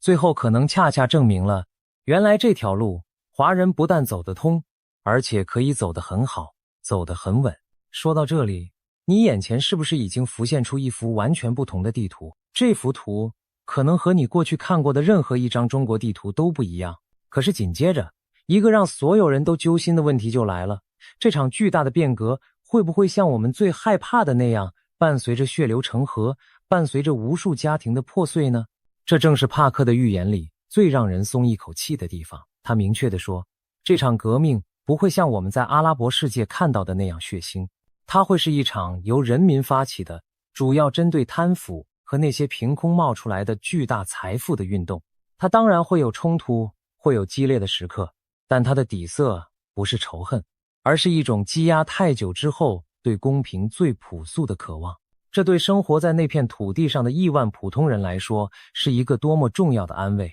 因为大家最害怕的从来不是改变本身，而是改变要用多少鲜血去换。帕克看见的是一场相对温和的转身，而不是一场玉石俱焚的浩劫。我们也许会替那些生活在风暴中心的普通人担心，在这样一场巨大的转变里，他们的日子会变成什么样呢？这确实是最让人牵挂的事。可是帕克的整套预言里有一个非常重要的基调，那就是这场改变的最终方向是让普通人过得更好，而不是更坏。历史上很多转变之所以惨烈，是因为它最后变成了少数人之间争夺权力的厮杀。可是帕克看见的这一场，是千千万万个普通人为了自己能领到工资，为了自己的孩子能有公平的机会，为了自己能堂堂正正地说一句心里话而一起发出的声音。他的出发点是生活，他的归宿也是生活。也许过程中会有颠簸，会有不确定，可是当尘埃落定，当新的秩序慢慢建立起来，那些曾经被压抑的普通人会第一次发现，原来自己也可以是这片土地真正的主人。更耐人寻味的是帕克对这场运动起点的判断。他说，最初推动民主的力量很可能来自那些至今仍然怀抱着毛泽东理想的人。这听起来是不是有点矛盾，甚至有点不可思议？但帕克的解释其实很有他的道理。他说，当年毛泽东会枪毙贪官，而沿着这个古老的传统，一部分民众会把反贪腐这件事重新拿回到自己手里。换句话说，这场运动一开始可能根本不是打着民主的旗号，而是打着一个更让普通人共鸣的旗号，那就是反对贪官，反对那些靠特权暴富的人。帕克接着说，当这股力量被点燃，当当局试图更加严厉地去压制媒体，去封锁网络上的声音，事情就会彻底翻转。这是一个非常深刻的洞察，越是压制，反弹就越强。当一个政权试图捂住所有人的嘴，那原本只是要反贪腐的怒火，就会在压制之中一点一点变质，最后升级成一场对自由、对民主的呼喊。压力越大，这股力量就被挤压得越紧，而被挤压到极限的力量，一旦找到出口，爆发出来的能量往往会超出所有人的想象。在这里，我们还要特别讲一讲帕克提到的一个关键，那就是资讯。帕克说，当局会试图更加严厉地去封锁网络上的声音，去捂住人们的嘴。可是他话锋一转，正是这种封锁，最后会点燃更大的怒火。我们想一想，今天生活在这片土地上的年轻一代，是在网络的世界里长大的，他们比任何一代人都更渴望知道真相，更渴望自由地表达自己。当一道又一道的墙试图把他们和外面的世界隔开，当一个又一个的声音被悄悄地删除，那种被蒙蔽、被当成小孩子哄骗的愤怒，会在无数年轻人的心里一点一点地累积。历史已经反复证明，在这个时代，资讯就像水一样，你堵住一个口子，它就会从另一个口子涌出来。你堵得越用力，最后决堤时的力量就越是惊人。帕克看见的那一场觉醒，很大一部分正是由这群在资讯封锁中成长，却始终没有放弃寻找真相的年轻人一手推动的。当这群年轻人不再愿意被蒙住双眼，那座看似密不透风的墙其实已经出现了最致命的裂缝。那么这场呼喊的尽头会是什么呢？这就要说到帕克整个预言里最核心也最温暖的那个归宿了。他说，从长远来看，中国会迎来一种真正的民主，而这种民主不会是西方那一套照搬过来的东西，它会建立在一个中国人再熟悉不过的名字之上，那就是孙中山。帕克说，中国最终会带给这个世界一种迷人的全新民主资本主义，而它的根就扎在孙中山的理想里。他说，这会给中国带来真正的希望，甚至会反过来去影响全世界的民主国家。我们仔细品味这句话，会发现帕克描绘的不是一个学西方学得四不像的中国，而是一个从自己的历史土壤里长出属于自己那一套制度的中国。100多年前，孙中山喊出三民主义的时候，喊出天下为公的时候，那个理想没能完全实现。而在帕克的看见里，这颗种子并没有死，它只是沉睡了100年，会在未来的中国土地上以一种全新的方式重新发芽，重新开花。一个既保有东方智慧，又拥有现代自由的中国，这会是一个多么让人期待的样子。讲到这里，还有一个外人很少知道的细节，帕克自己亲口提过，这个细节让整件事变得更加奇妙。他说，孙中山的一些后人曾经来找他的妻子珍做过解读，也许正是因为这一段跨越时空的奇妙缘分，让他对中国与孙中山之间那条延续了100多年的线看得格外清楚，格外深刻。我们不去评断这背后是巧合还是天意，但这样的细节确实让帕克的这个预言多了一层别人没有的厚度。一个100年前的理想，透过这样一条看不见的线，连接到了今天的预言，再连接到一个尚未到来的未来，这本身就像一个动人的故事。在我们继续往下讲之前，有一个帕克反复强调的观念，我们一定要先放在心里。他说，每当这个世界或者我们的人生遇到巨大的麻烦时，如果我们真的想找到出路，就一定要往更深的地方去看，去看那些藏在表面之下的精神层面的原因。他说，我们刚刚走过的是一个被贪婪和腐败所主导的时代，这个时代不只在物质上影响了每一个人，更在精神上让很多人迷失了方向。人们嘴上说着一套，做着的却是另一套，在精神的追求和物质的欲望之间被撕扯得疲惫不堪。帕克相信，一个社会如果只是一味地追求物质的增长，却把心灵的家园荒废了，那么无论它的数字看起来多么亮眼，它的内里其实早已空虚。而这种空虚积累到一定的程度，就会以各种各样的危机爆发出来。从这个角度看，中国即将经历的这场巨变，在帕克眼里，根子上其实是一场精神的危机，但同时也是一场深刻的精神疗愈。但是故事到这里还远远没有结束。如果我们以为帕克的预言只是在讲政治版图怎么变，谁上台谁下台，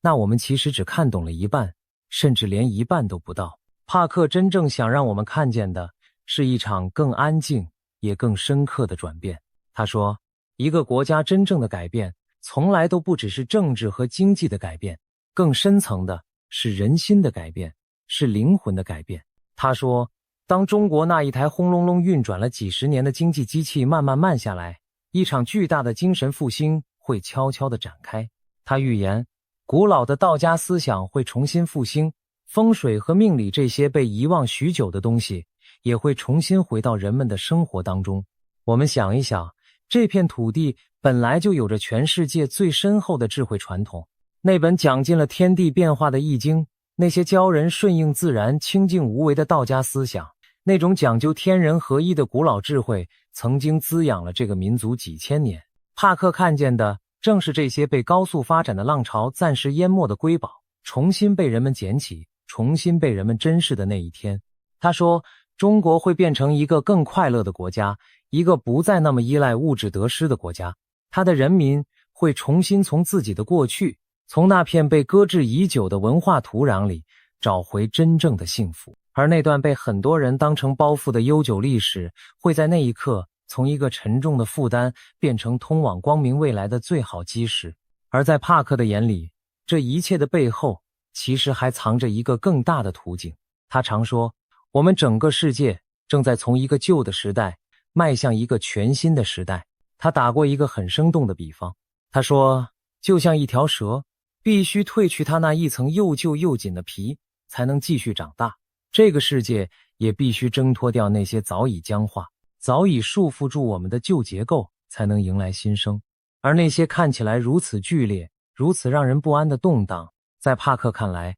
恰恰就是这一场蜕皮所必经的阵痛。他还提到一个很深的概念，他说，无论是一个人还是一个国家，常常会陷入一种一再重复的循环，就像被困在同一个圈子里，一次又一次地犯下相同的错，承受相同的苦。这背后往往牵连着很深的因果，而真正的解脱，真正的跃升，就是有一天终于有勇气去打破那个困住自己的循环。帕克看见的那个未来的中国，正是一个终于挣脱了旧循环，终于完成了那一场痛苦却必要的蜕变，从而走向全新生命的中国。从这个角度看，眼前的这一切，与其说是一场灾难，不如说是一次重生之前那一段最深也最暗的黎明前的黑暗。我们把这几句话放慢了，再读一遍，会发现帕克其实是在描绘一个非常美的愿景，一个不再用冷冰冰的数字来定义自己是否成功的中国，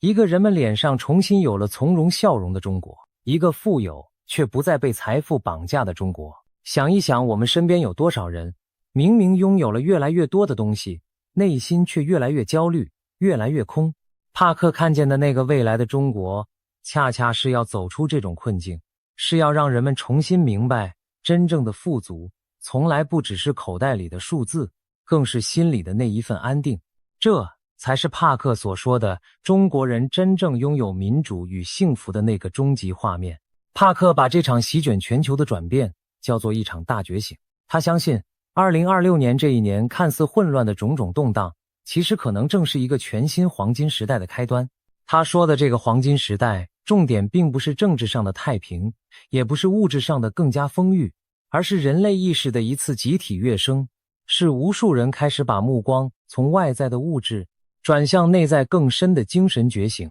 在帕克的看见里，那个曾经被认为离精神最远的东方，反而有可能成为这场全球大觉醒里最让人惊讶也最重要的一块拼图。一片曾经把信仰压到最低的土地，有一天反而成为世界精神的源头之一。这种巨大的反转本身就充满了一种命运的诗意。当然，我们把这场变局放在更大的世界格局里看，会发现帕克描绘的是一整盘棋的重新洗牌。他说，俄罗斯会和中国越走越近，会供应石油和军事技术，两国会结成一个联盟。可是当中国这个巨人开始从内部裂开，这个联盟又会走向哪里？失去了一个强大的东方伙伴，俄罗斯自己又会面临怎样的处境？另一边，他预言印度会快速崛起，经济最终超越中国，成为亚洲新的重心，并且在西藏的命运中扮演关键角色。而感到威胁的日本会重新思考自己的防卫，甚至重新武装。我们可以想象，当这个曾经的东方巨人开始解体，整个亚洲乃至整个世界的力量天平都会跟着剧烈的摇晃和重新平衡。一个旧的中心退场，无数新的力量会涌上来，去填补那片留下的空白。这不只是中国一个国家的故事，这是整个世界即将翻过去的一页，是一个旧时代的落幕和一个新时代的开场。我们再往深一层想，这场巨变对整个世界文明的意义可能远比我们想象的还要深远。中国是这个地球上唯一一个延续了5000年而从未中断的古老文明，它曾经给这个世界带来过造纸、印刷、火药，也带来过孔子、老子、庄子那些影响了整个东方的智慧。可是在过去的这些年里，这个古老文明在世界舞台上展现的更多的是它的规模、它的力量、它的速度。而帕克看见的那个未来，恰恰是这个文明重新找回它另一面的时刻，一个不再用力量，而是用智慧，不再用恐惧，而是用文化重新走向世界的中国。当西藏成为世界的精神灯塔，当道家的智慧重新滋养人心，这个古老的文明会以一种更温柔也更有底蕴的方式重新赢得世界的尊重。而在这个过程当中，那些散落在世界各地的华人，那一群带着故乡记忆却在异乡打拼了几代人的游子，很可能会扮演一个意想不到的角色。他们是连接着新与旧，连接着东方与西方的一座座桥梁。当故土迎来新生，他们多年来在海外积累的经验、见识与对自由的理解，都会成为这片土地重建时最宝贵的养分。帕克描绘的那个结局，从来不是一个四分五裂，从此老死不相往来的悲剧。恰恰相反，那更像是一个原本被勉强捆绑在一起的大家庭，终于长大了。每一个孩子都拥有了自己的房间、自己的天地，可以按照自己喜欢的方式去生活。可是他们依然是一家人，依然流着同样的血，说着同样根源的语言，在需要的时候依然会彼此扶持。一个有许多个自由而繁荣的华人社会，彼此尊重、彼此合作组成的全新格局。这也许才是帕克那个分裂预言的背后真正想让我们看见的最温暖的可能。聊到这里，你可能会问，这一切离我们普通人到底有多远？其实一点都不远。对于生活在这片土地上的亿万家庭来说，这意味着他们的孩子也许将生活在一个能够自由说话、自由思考的环境里。对于那些散落在世界各地、多年无法回到故土的游子来说，这意味着有一天，那扇紧闭的门也许会重新打开，他们终于可以毫无顾忌地回家看一看。对于我们每一个关心这片土地命运的人来说，帕克的这套预言，与其说是一个冷冰冰的政治推演，不如说是一个关于希望的故事。他在告诉我们，再漫长的寒冬也终究会有尽头，再坚固的高墙也终究挡不住人心对自由与幸福的渴望。当然，我们今天把帕克的预言完整的拼了出来，并不是要你照单全收，也不是要你因此恐慌或者亢奋。预言终究是预言，未来究竟会走向哪里，没有任何一个人能够100%打包票。我们真正想做的是把一个在过去10几年里屡屡说中的人，他对中国最终结局的那一整套看见，原原本本地摊在你面前，让你自己去判断、去思考、去感受。看与不看，信与不信，选择权永远在你自己手上。但是当我们把所有的碎片拼完，退后一步去看那整幅图的时候，心里确实会涌起一种很复杂也很深的感受。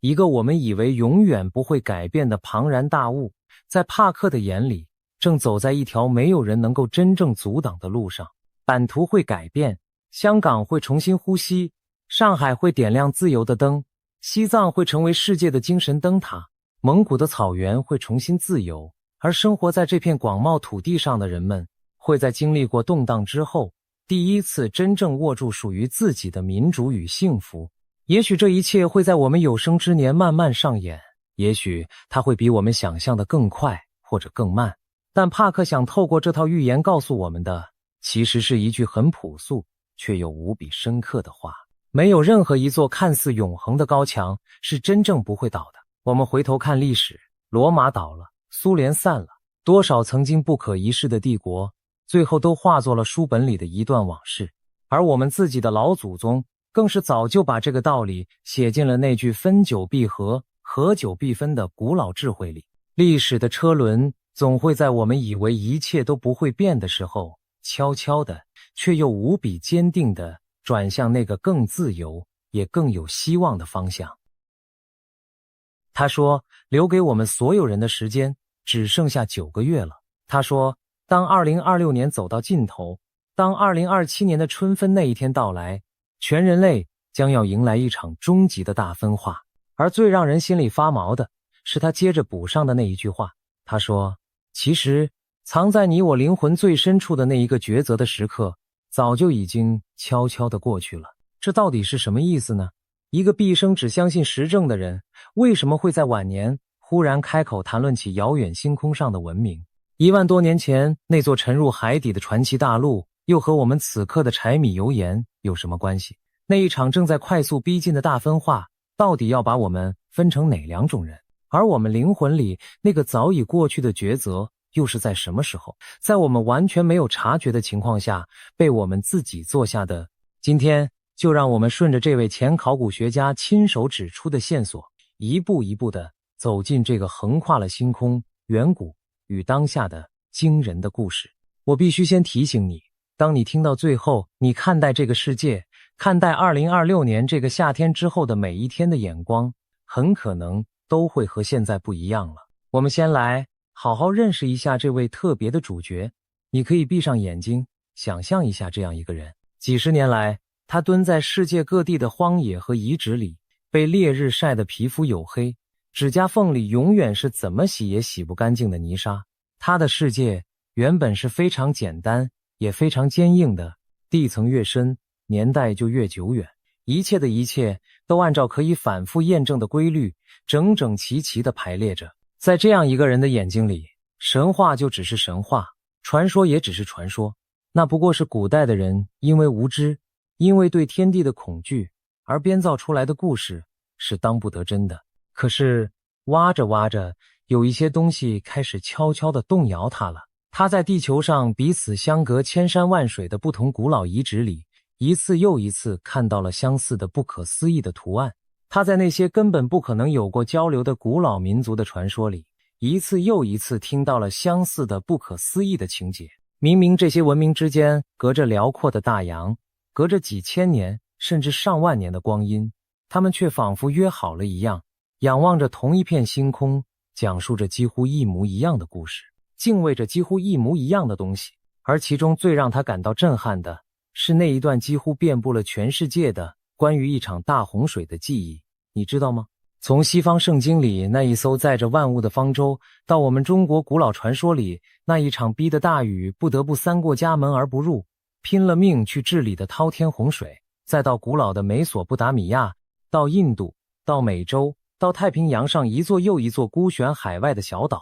几乎这个地球上的每一个古老的民族都不约而同的在他们记忆的最深处保存着一段关于一场毁天灭地的大洪水淹没了整个世界，只有极少数人侥幸活了下来的古老的往事。一场大洪水怎么可能会被地球上这么多素不相识、从未往来的民族共同的记住呢？除非那一场大洪水是真真实实发生过的，除非在我们所有人共同的记忆最深处，真的沉睡着一段曾经被海水彻底吞没的文明的往事。这位前考古学家的心里开始浮现出一个让他自己都感到害怕的念头，他开始怀疑我们口中所说的这些神话会不会根本就不是凭空捏造出来的，他们会不会其实是一段被我们深深埋葬在记忆最底层的真实发生过的往事。于是他的人生发生了一个身边所有人都很难理解的转向，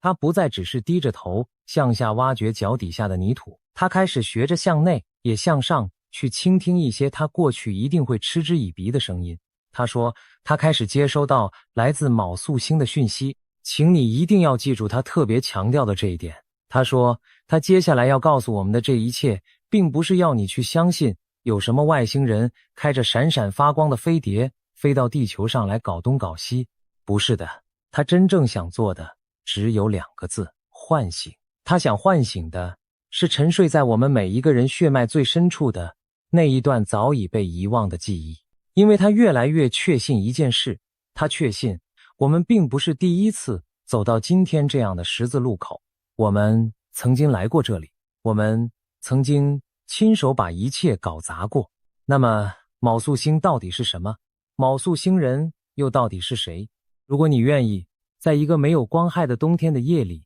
抬起头朝着金牛座的方向望过去，你会看到一小簇紧紧地挨在一起的蓝悠悠的星星，那就是昴宿星团。西方人习惯叫它七姐妹，天文学家给它的正式编号是梅西耶45，它距离我们大约444光年，是整个夜空里肉眼能够看见的最清晰也最迷人的一群星星。可是真正让人忍不住起一身鸡皮疙瘩的，并不是它有多么美丽，而是这样一个你怎么想都想不通的谜团，你知道吗？这个地球上几乎所有的古老文明全都不约而同地提到了昴宿星，而且绝大多数的文明都把它说成是七姐妹、七仙女、7位美丽的姑娘。古希腊人是这么说的，在他们的神话里，这七姐妹是扛着天空的巨神的女儿。远在中美洲的玛雅人、阿兹特克人也是这么说的，他们甚至用昴宿星的位置来校准他们神圣的历法。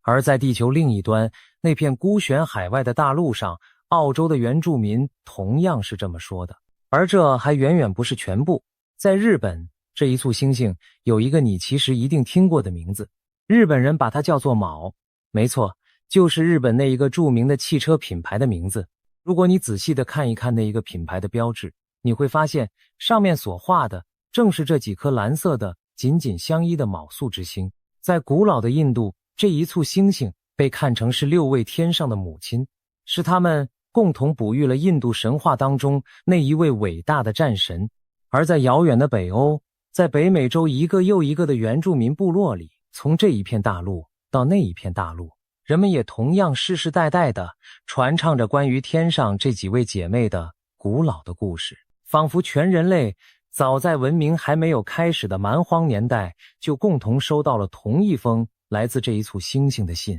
可是问题就来了，我们今天用肉眼抬头去数一数，昴宿星团清清楚楚就只有6颗比较明亮的星。那么传说中消失的第7颗，那位离去的第7位姐妹到底去哪里了？为什么从欧洲到美洲，从亚洲到大洋洲，这些早在几万年前可能就已经分开，从此老死不相往来的人群，会共同拥有一个关于7姐妹，而且其中有一位悄悄离去的几乎一字不差的传说？这难道真的只是一个天大的巧合吗？说到这里，我们中国人其实也是这个古老谜团里非常重要的一份子。在我们老祖宗留下的28星宿当中，昴宿正是西方白虎7宿里的一宿。早在2000多年前，太史公司马迁就在《史记》的天官书里白纸黑字地写过，昴宿这颗星如果在天上显得格外明亮，那么往往就预示着人间将有刀兵之灾、战乱之祸。你看，在我们最古老的观星传统里，昴宿就和某种重大的影响着天下苍生的变局紧紧地连在了一起。而在我们耳熟能详的《西游记》里，有一位神仙，他只要对着那只凶猛的蝎子精引吭高啼几声，就能让对方立刻浑身酥软，现出原形，落荒而逃。这位神仙就叫做卯日星官，而他在天上的本相正是卯宿。他真正的模样是一只威风凛凛、光芒万丈的大公鸡。其实卯宿在我们华夏的古老智慧里还扮演着一个更加实际也更加根本的角色。早在尚书的尧典里就记载着上古的先民是如何抬起头仰观天上的星辰，来确定一年四季，安排农耕作息的。书里明明白白地写着日短星卯，以正仲冬。意思就是说，当白昼最短的那一段日子，黄昏时分，卯宿这颗星正好高高地挂在南方天空正中央的时候，那就标志着一年当中最寒冷的隆冬正式来临了。你看，在我们老祖宗的眼睛里，卯宿从来就不只是一颗遥远的星，它是天地运行的一个刻度，是季节更替的一个信号，是上天用来提醒人间该收、该藏、该静下来准备迎接下一个轮回的一支无形的指针。可是最让人玩味的，还在比这些更加古老、更加幽深的地方，在儒家流传下来的一部伪书《论语比考谶》当中记载着这样一件奇事。书里说，曾经有来自卯宿的5位老者从天而降，向上古的圣王传下了来自上天的启示。你有没有觉得这实在是太奇妙了？卯宿这一簇远在444光年之外的星星，竟然在我们华夏文明最古老的典籍里扮演着一个从天而降，向人间传递最高智慧的神圣的角色。如果我们再把目光投向河图洛书这些被历代视为中华文明源头的神秘到极点的图案符号上，甚至有人大胆地猜测，那些谁也看不懂的图案，会不会也和某一种来自遥远星空的传讯有着我们至今都还没能参透的关联？从东方到西方，从蛮荒的原始部落到我们最精深的古老典籍，全人类仿佛都在用自己的语言反反复复地诉说着同一件事。我们和那一簇遥远的星星之间，似乎真的有着某种斩不断的古老的牵连。那么按照这位前考古学家所接收到的卯宿星讯息的说法，卯宿星人究竟是怎样的一群存在呢？有一种说法是这样的，卯宿星人是宇宙创世之初最早诞生的种族之一，他们的振动频率高到我们难以想象，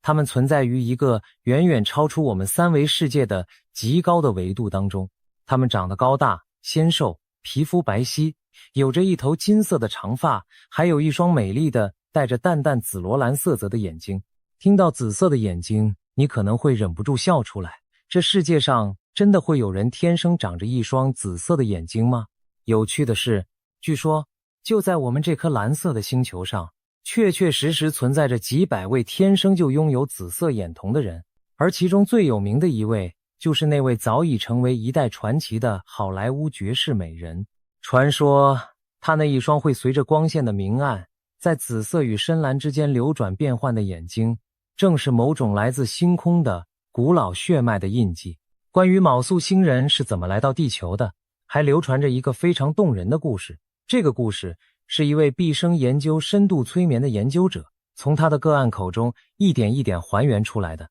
故事说，在很久以前，遥远的卯宿星上曾经爆发过一场巨大的冲突，对立的两大阵营手里都握着可以在瞬间摧毁整个星球的毁灭性的武器。就在那千钧一发，整个文明都即将同归于尽的时刻，其中一派选择了退让，他们愿意离开故乡，搬到别的星球去生活。于是他们建造了5艘巨大无比的太空飞船，飞船上配备着能够长久运转的自给自足的生态系统，载着他们飞向了茫茫的宇宙。据说他们最后降落的地方就在我们地球靠近北极圈的一片土地上。你听出来了吗？这个古老的关于卯宿星人因为一场差点毁灭一切的冲突而被迫远走他乡的故事，是不是隐隐约约和我们接下来要说的那座传奇大陆的命运有着某种令人不安的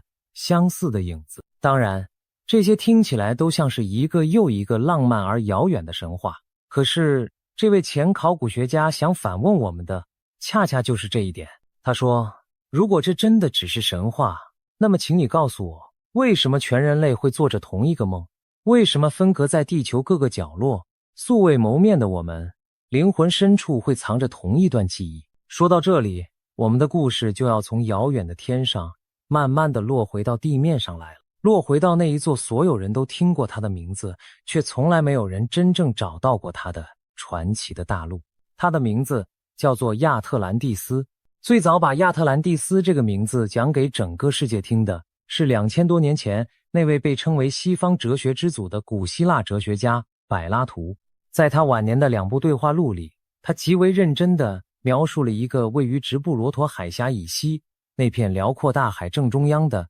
强大的岛屿之国。那是一个美到让人窒息的国度，整座都城由一圈一圈的同心圆环构成，陆地与海水交错环绕，越是靠近最中心，身份就越是尊贵，地方就越是神圣。他们拥有当时举世无双的航海技术，他们的疆域曾经横跨欧洲与非洲的大片土地，他们有着数也数不清的金银财宝，有着精巧到让后人完全无法想象的建筑。传说他们的神庙屋顶上镀着厚厚的黄金，当海风吹过，当温度变化，那些金色的圆顶竟然会发出和谐动听的仿佛音乐一般的声响。然而就是这样一个辉煌到了极点的帝国，最终却因为它一步一步地走向了腐化，走向了贪婪。而在大约12000年前的一场惊天动地的大地震和滔天洪水当中，在短短一个昼夜之间，整个地沉入了茫茫的海底。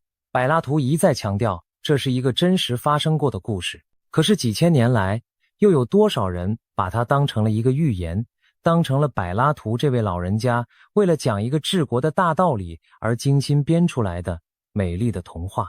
但是到了上一个世纪，有一个人让亚特兰蒂斯重新活了过来，这个人就是被后世称为沉睡先知的美国人凯西。据说凯西拥有一种非常神奇的能力，他能够让自己进入一种类似深度睡眠的催眠状态，然后在那个状态里看见遥远的过去，看见一个人累生累世的前世今生。在他一生留下的多达上万次的解读记录当中，竟然有好几百次都不约而同地指向了同一个地方——亚特兰蒂斯。更让人吃惊的是，凯西所描述的亚特兰蒂斯彻彻底底地颠覆了我们所有人的想象。他说，那是地球上第一个真正伟大的文明，而它的科技水平甚至比我们今天还要先进。他说，他们拥有能够在天空中自由飞行的工具，拥有能够潜入深海的船只，拥有一种类似于我们今天电视一样的广播系统，甚至他们还拥有类似于电脑一样的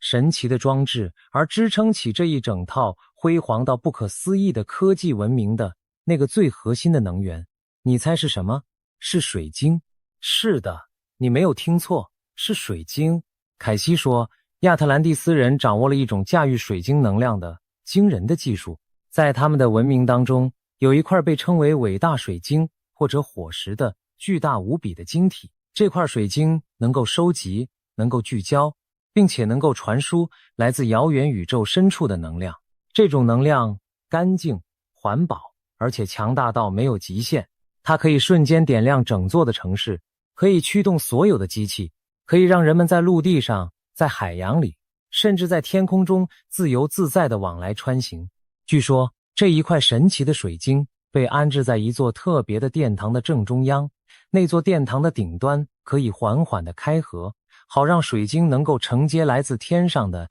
源源不绝的能量。它就像是整个亚特兰蒂斯文明的那一颗不停跳动着的心脏。它所聚集起来的那一股无比强大的能量，在透过某种我们今天还完全无法理解的方式，被输送到这一片大陆的每一个角落。可是凯西也一再的反复的警告，他说，这一块水晶的能量实在是太强大，太强大了，强大到只要稍微一点点的失衡，稍微一点点的误用，就足以酿成无法收拾的滔天的大祸。能力越是巨大，那一份藏在能力背后的可能会带来的灾难也就越是骇人。而这一个道理，无论是在1万多年前的亚特兰蒂斯，还是在我们今天，其实从来就没有改变过。而在那一段被称为黄金时代的最美好的岁月里，整个亚特兰蒂斯是由一个叫做伊之律法的群体所共同引领的。这个伊之律法的群体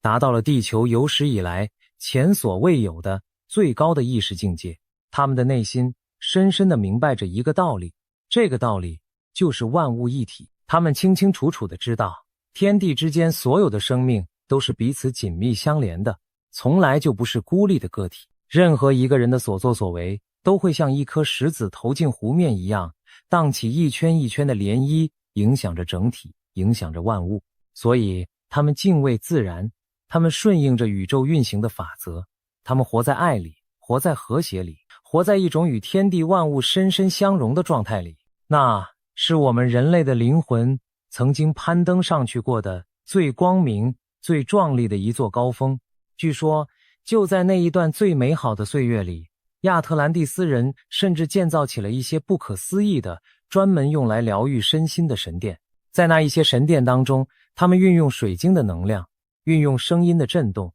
运用光与色彩，来细细地调整一个人身体的频率，来修复病痛，来抚慰心灵。一个人走进去的时候，也许还带着满身的疲惫与创伤，可是当他再走出来的时候，整个人却仿佛已经焕然一新，由内而外重新焕发出了光彩。那是一种我们今天的医学做梦都还想象不到的，把身体、心灵与整个宇宙的能量彻底融为一体的无比古老的智慧。可是天堂为什么会坠落？这正是这位前考古学家要我们所有人都牢牢记在心里的最关键的一段。凯西说，随着一年又一年的岁月流转，随着物质的享受越来越丰盛，亚特兰蒂斯渐渐地分裂成了两股截然不同的力量。一股力量就是我们刚刚说过的伊之律法，他们始终坚持要用一种神圣的、合乎自然法则的方式去守护脚下这片土地。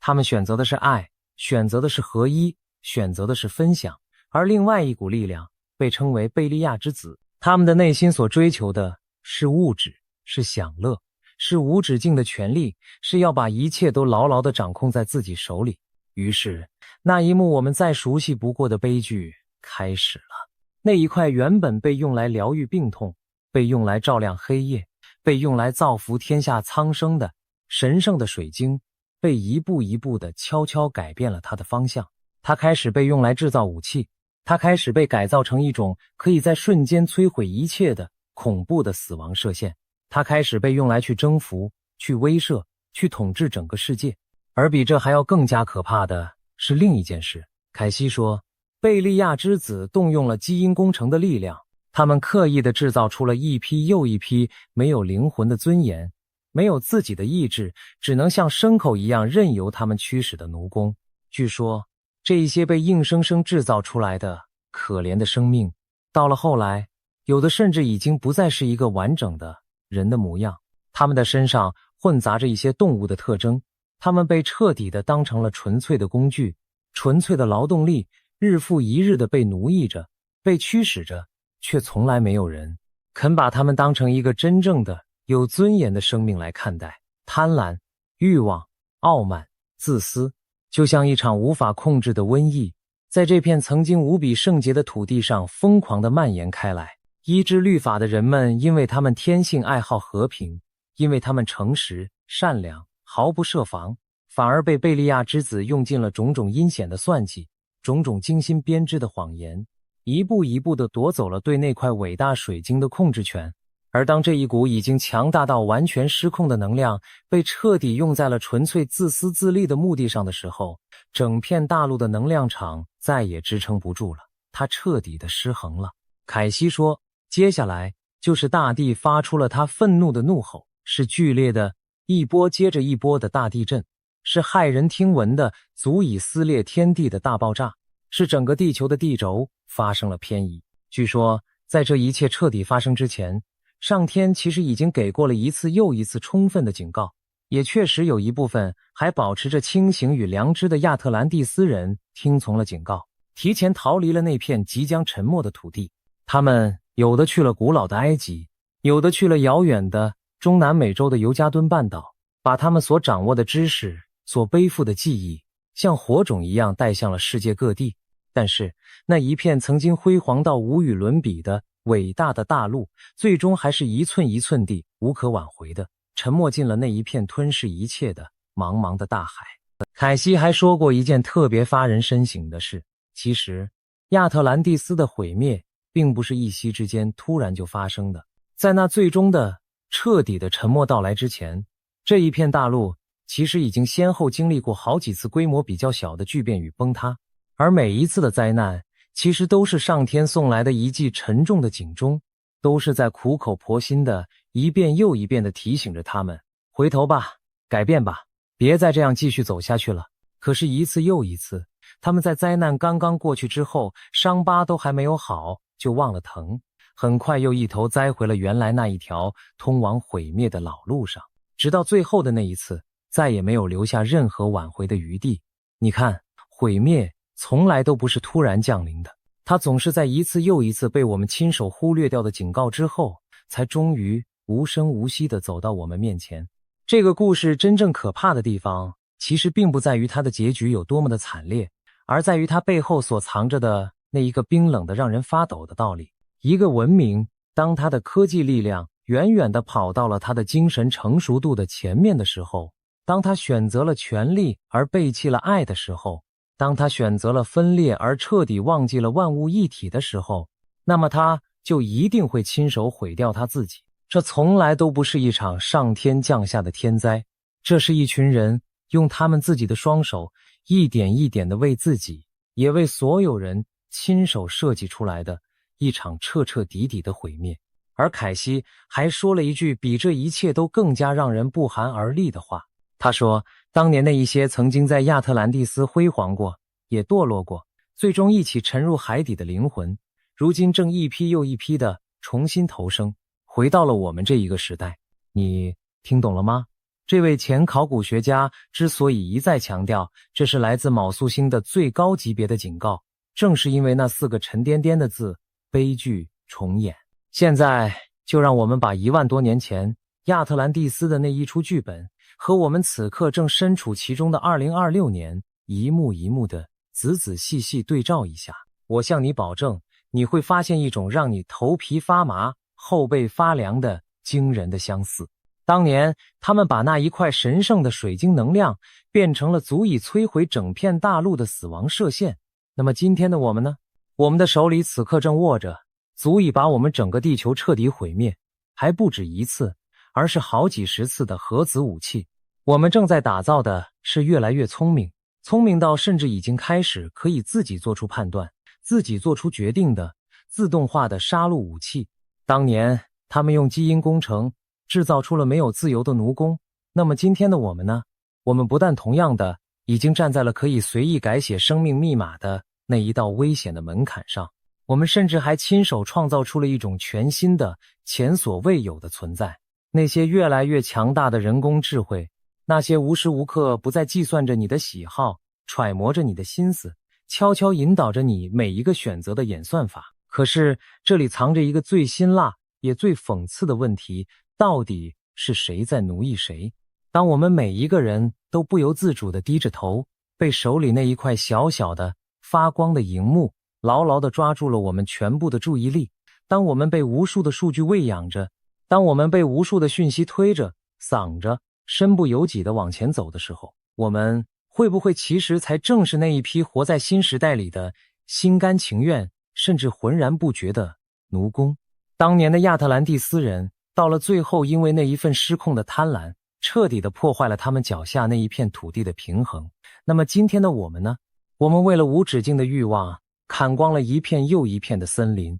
我们眼睁睁地让无数的物种就在我们这一代人的眼前永永远远地从这个世界上消失。我们把天空熏黑，把原本湛蓝的海洋填满了我们自己亲手制造出来的垃圾，我们让整个地球的气候都开始变得越来越极端，越来越反常。我们是不是也正在用我们自己的这一双手，一步一步地摇晃着我们唯一的这一个家园？那一份原本脆弱无比的平衡，其实早在好几十年前就已经有人转述过来自卯宿星的另外一则警告。那一则警告谈到了一个叫做机器王国的未来。那一则警告说，这个世界正在一分为二，在一边是越来越多的人一股脑地涌进那一座座巨大的城市，他们把科技变成了一种近乎成瘾的、再也离不开的、赖以为生的东西。他们活在一张由电子讯号密密麻麻编织而成的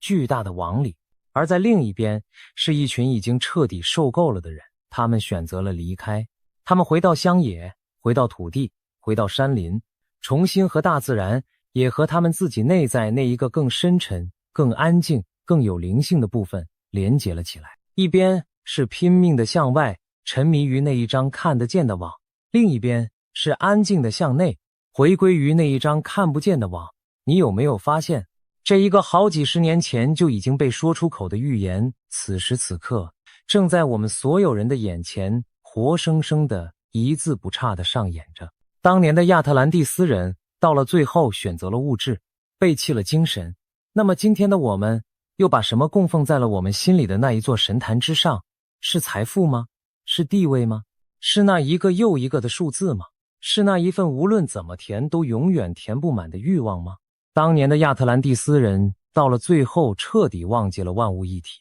那么今天的我们环顾四周，又看到了什么？我们看到的是越来越深的对立，是越来越激烈的冲突，是一道又一道把人和人、把家庭和家庭、把国家和国家不断的切割开来、撕裂开来的无处不在的分裂。所以这位前考古学家对我们说，看清楚了吗？我们就是当年的亚特兰蒂斯人，我们带着上一次那一场惨痛失败的记忆，重新投生回到了这里。命运就像一个巨大的、永不停歇的轮回，把我们重新带回了那一个一模一样的考场，然后发给了我们一张一模一样的考卷。而这一张考卷上其实只有一道题目，这一次我们会不会做出和上一次不一样的选择？所谓的最高级别的警告，说的就是这一件事。我们又一次站在了那一道一模一样的万丈悬崖的边上，而这一次留给我们的时间的窗口正在飞快地关上。那么这一场被预言将会在2027年的春分正式到来的终极的大分化到底是什么？它会不会又像1万多年前的亚特兰蒂斯那样，是一场山崩地裂、大陆沉没的物理上的浩劫？关于这一个问题，我们可以参考另外一个曾经影响了非常多人的说法。我们刚刚提到过的那一位毕生都在研究深度催眠的研究者，他在替成千上万的人进行深度的催眠回溯的过程当中，反反复复地听到了一个惊人的讯息。他把这个讯息称为2个地球的分裂。请你一定要注意，他特别的强调，他说这一场分裂并不是物理上的，我们的地球并不会真的裂成2半，它所要分开的不是土地，不是山河，它所要分开的是频率，是震动，是2条截然不同的时间线。他说，我们的地球此时此刻正在不断地提升着它自己的振动频率，而在这个过程当中，它会渐渐地分化出2个地球，一个是旧的地球，它停留在一个比较低的、比较沉重的震动里，在那里充满了恐惧，充满了冲突，充满了彼此的分离。另一个是新的地球，它正在扬升到一个更高的频率，在那里是爱，是合一，是彻底的觉醒。而这里藏着最关键的一点，一个人他究竟会去到哪一个地球，靠的不是你买了一张什么样的船票，也不是你拼命地跑到了地球上哪一个你以为安全的角落躲了起来，靠的是你内在的频率，是你在每一个当下所选择的究竟是爱还是恐惧。那一些无论如何都没有办法提升自己振动频率的人，会继续留在旧地球的轨道上，继续去经历他们自己所选择的那一个现实。而那一些能够把自己的心彻底打开，能够把自己的频率真正扬升起来的人，则会随着新的地球一起进入一个全新的维度。有一些说法把这一场巨大的转变形容成从一个3维的世界进入一个5维的世界。3维的世界是被分离和恐惧所主导的，而5维的世界是被合一和爱所主导的。据说正是为了协助这一场无比宏大的转变，有许许多多原本来自更高次元的光的灵魂，自愿地选择投生到了我们这一个最动荡也最关键的时代。他们被称为志愿者。关于这些志愿者，还有一个更加细致的说法，据说他们是分成3大波，陆陆续续来到地球的。最早的那一波，如今年纪都已经比较大了，他们往往从很年轻的时候开始，就最不能忍受这个世界上的暴力、欺骗与种种的丑陋。他们打从心底感到困惑，他们始终都想不明白，为什么人与人之间要这样彼此地伤害，彼此地算计。在他们的心里，最常涌起的是一种深深的想要回家的渴望，尽管他们自己也说不清楚，那一个让他们魂牵梦萦的家究竟在哪里。据说，这第一波的人，这一生往往走得最辛苦，因为他们是第一批前来探路的，他们要在这一片沉重的土地上，亲手为后面的人硬生生地趟出一条路来。而第二波的志愿者则要安静得多，他们不太需要去做些什么轰轰烈烈的大事，据说他们光是安安静静地存在在那里，就已经像一座座沉默的灯塔，像一根根伸向天空的天线，在默默地向着四周散发着一种疗愈的、安定人心的能量。他们常常更喜欢独处，不太爱去凑那些热闹。可是说也奇怪，只要有他们在的地方，周围的人就会莫名其妙地感到一种说不出来的安心与平静。至于第3波，那就是这些年来陆陆续续来到我们身边的那一些新的孩子。据说他们从一出生开始，身上所携带着的能量就已经和我们完全不一样了。他们仿佛天生就带着新地球的密码而来，他们是为了那一个全新的世界而提前准备好、提前送来的最新的一批种子。我想在这里轻轻地问你一句，你有没有曾经有过这样一种奇怪的感觉？从很小的时候开始，你就隐隐约约地觉得自己好像和这个世界有那么一点点格格不入。你看着周遭的那些暴力、那些丑陋、那些冷漠、那些算计，会打从心底感到一种说不出来的不舒服。你会莫名其妙地涌起一股淡淡的乡愁，一种深深的想要回家的渴望。可是你又根本说不清楚，那一个让你魂牵梦萦的家到底在哪里？如果你曾经有过这样一种感觉，那么也许这并不是因为你太敏感、太脆弱、太不合群，也许这恰恰是因为你正是那一些从很远的地方自愿赶来的光的灵魂其中的一个。其实，如果你愿意把目光放得更远一些，你会惊讶地发现，这一场关于人类即将迎来巨大转变的讯息，从来就不是某一个人、某一个说法独家的专利。在这个地球上，许许多多古老的民族，仿佛都在用他们自己的方式诉说着同一个关于转变、关于分化、关于一个旧世界的结束与一个新世界的开始的古老的预言。在北美洲，古老的霍皮族世世代代地流传着一个关于进化之日的预言。他们说，我们如今所身处的这一个世界已经是第4个世界了，而在我们之前的那3个世界，全都因为人类的堕落，因为人类忘记了自己与天地之间的那一份和谐，而一个接着一个地被彻底毁灭掉了。他们说，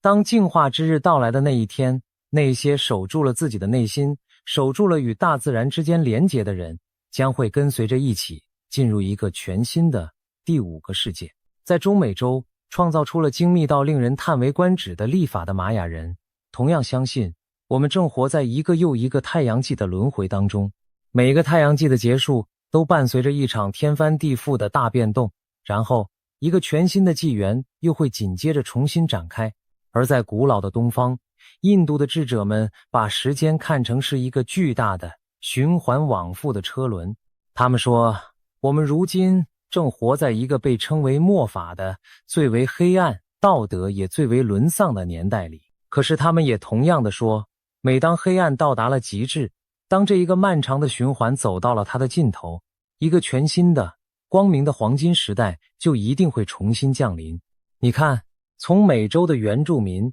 到玛雅的祭司，再到古老东方的智慧，他们明明素未谋面，明明彼此相隔万里，却仿佛都在异口同声地向着今天的我们传递着同一个讯息。一个旧的时代正在走向它的终点，而一个全新的时代正在我们所有人的脚下悄悄地酝酿着它的诞生。那么这一切为什么偏偏会是2027年的春分？春分是一个非常特别的时刻，在那一天，太阳刚好直射在地球的赤道上，于是在那一天，全世界的白昼与黑夜几乎完全相等，光明与黑暗在那一个瞬间达到了一种最完美的平衡。它就像是一道宇宙的门槛，又像是一架天平归于零点的那一个最微妙的支点。这位前考古学家说，2027年的那一个春分将会是这一场大分化变得再也无法回头的那一个临界点。在那一天之前，两条时间线都还只是在悄悄的、缓缓的分叉，而在那一天之后，这两条时间线将会越来越快的朝着两个截然相反的方向彻底的分开。说到这里，你可能会更加的紧张了。你会想，既然这么重要的、这么决定命运的时刻就在眼前，那么我到底该做些什么，才能赶得上那一班开往新地球的列车？可是，还记得吗？这位前考古学家在最开始的时候就说了一句最奇怪也最让人心里发毛的话。他说，其实藏在你我灵魂最深处的那一个抉择的时刻，早就已经悄悄地过去了。这一句话到底是什么意思？他说，所谓的抉择，从来就不是某一个你会在日历上郑重其事地圈起来的未来的某一天，你才会去做的一个决定。真正的抉择是你的灵魂。在过去那无数个平凡得再也平凡不过的日子里，在每一个微不足道，甚至你自己都根本不会去留意的小小的瞬间里，一点一滴，悄无声息地累积出来的那一个总的方向。当你面对一件事，你选择的是爱还是恐惧？当你面对一个人，你选择的是连结还是切割？当你面对一个诱惑，你选择的是分享还是贪婪？当你面对一个比你弱小的生命，你选择的是慈悲还是践踏？这一些看起来毫不起眼，转眼就忘的选择，他们每一个，其实都是你在为你自己灵魂的频率悄悄地投下的一票。所以从这一个意义上来说，那一个决定你命运的最终的抉择，其实早就已经在你日复一日、年复一年的活法里头，被你自己亲手做下了。2027年的那一个春分，不过是这一个公正无比的宇宙，按照你早就已经做下的那一个选择，把每一个人轻轻地安放到他真正该去的那一个地方而已。听到这里，你是不是觉得心里一沉，甚至涌起一丝丝的绝望？别急，因为这一个故事最温柔、最慈悲的地方，恰恰就藏在这里。是的，那一个大的方向，可能早就已经在你过去的生命里渐渐地定了型。可是你千万别忘了，我们的手上此刻还握着整整9个月的时间，那一扇门还没有完全关上。在这最后的9个月里，你依然有机会去重新确认，甚至去亲手改写你自己的方向。你在这一段特殊的日子里所做下的每一个有意识的、清醒的选择，它的分量都比过去任何时候要重得太多。过去，也许你是在浑浑噩噩、毫无察觉的情况下投下了你的票，但是从现在，从你听懂了这一切的这一刻开始，你手里的每一票都将是你睁大了双眼，清清楚楚、明明白白投下的。这就是留给我们的最后的恩典。那么，我们到底该怎么做？这位前考古学家真正想要告诉我们的，其实非常朴素，他一点也不玄虚。第一，把恐惧放下。据说，恐惧是这个世界上振动频率最低、最沉重的东西，它会像一条无形的锁链，牢牢地把你按在那一个旧地球的轨道上。而爱是这个世界上振动频率最高、最轻盈的东西。所以请你尽你最大的努力，在每一个可以选择的当下，去选择爱，而不是恐惧；去选择相信，而不是怀疑；去选择温柔，而不是冷漠。第二，学着放下，放下那一些压在你心头许多年的怨恨，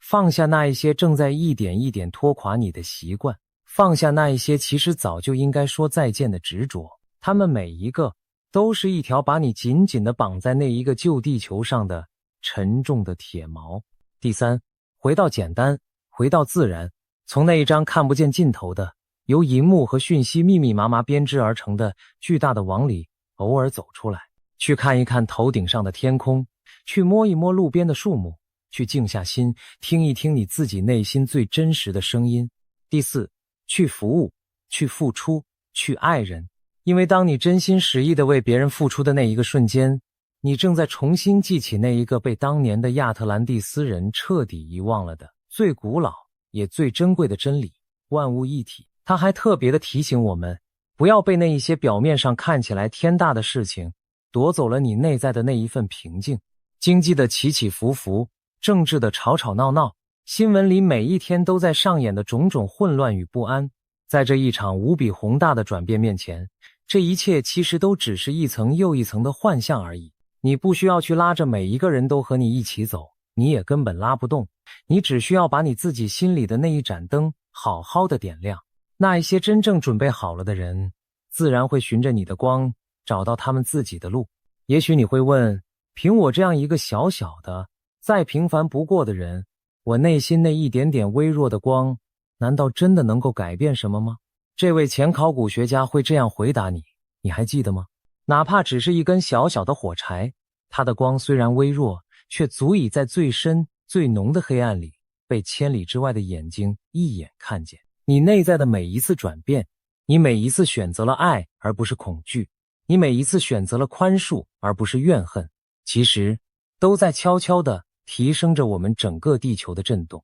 你以为你只不过是在改变你自己一个人，可是事实上，你正在参与着的是一场关乎全人类命运的无比宏大的工程。朋友，讲到这里，让我们最后再一次回到那一个画面。1万多年前，我们曾经站在一片金光灿烂的大陆之上，我们拥有过这个世界上几乎所有的一切，最先进的科技，最丰饶的财富，最接近神的力量。可是就在那一个最关键的路口，我们选错了。我们选择了权力，我们选择了贪婪，我们选择了彼此的分裂，然后我们就眼睁睁地亲眼看着那一切，连同我们自己一起沉入了那一片冰冷黑暗的大海。而现在1万多年过去了，那一道一模一样的考题又一次静静地摆在了我们的面前。天上那7位姐妹，那一簇从古希腊到玛雅，从澳洲的原住民一直到我们中国最古老的典籍，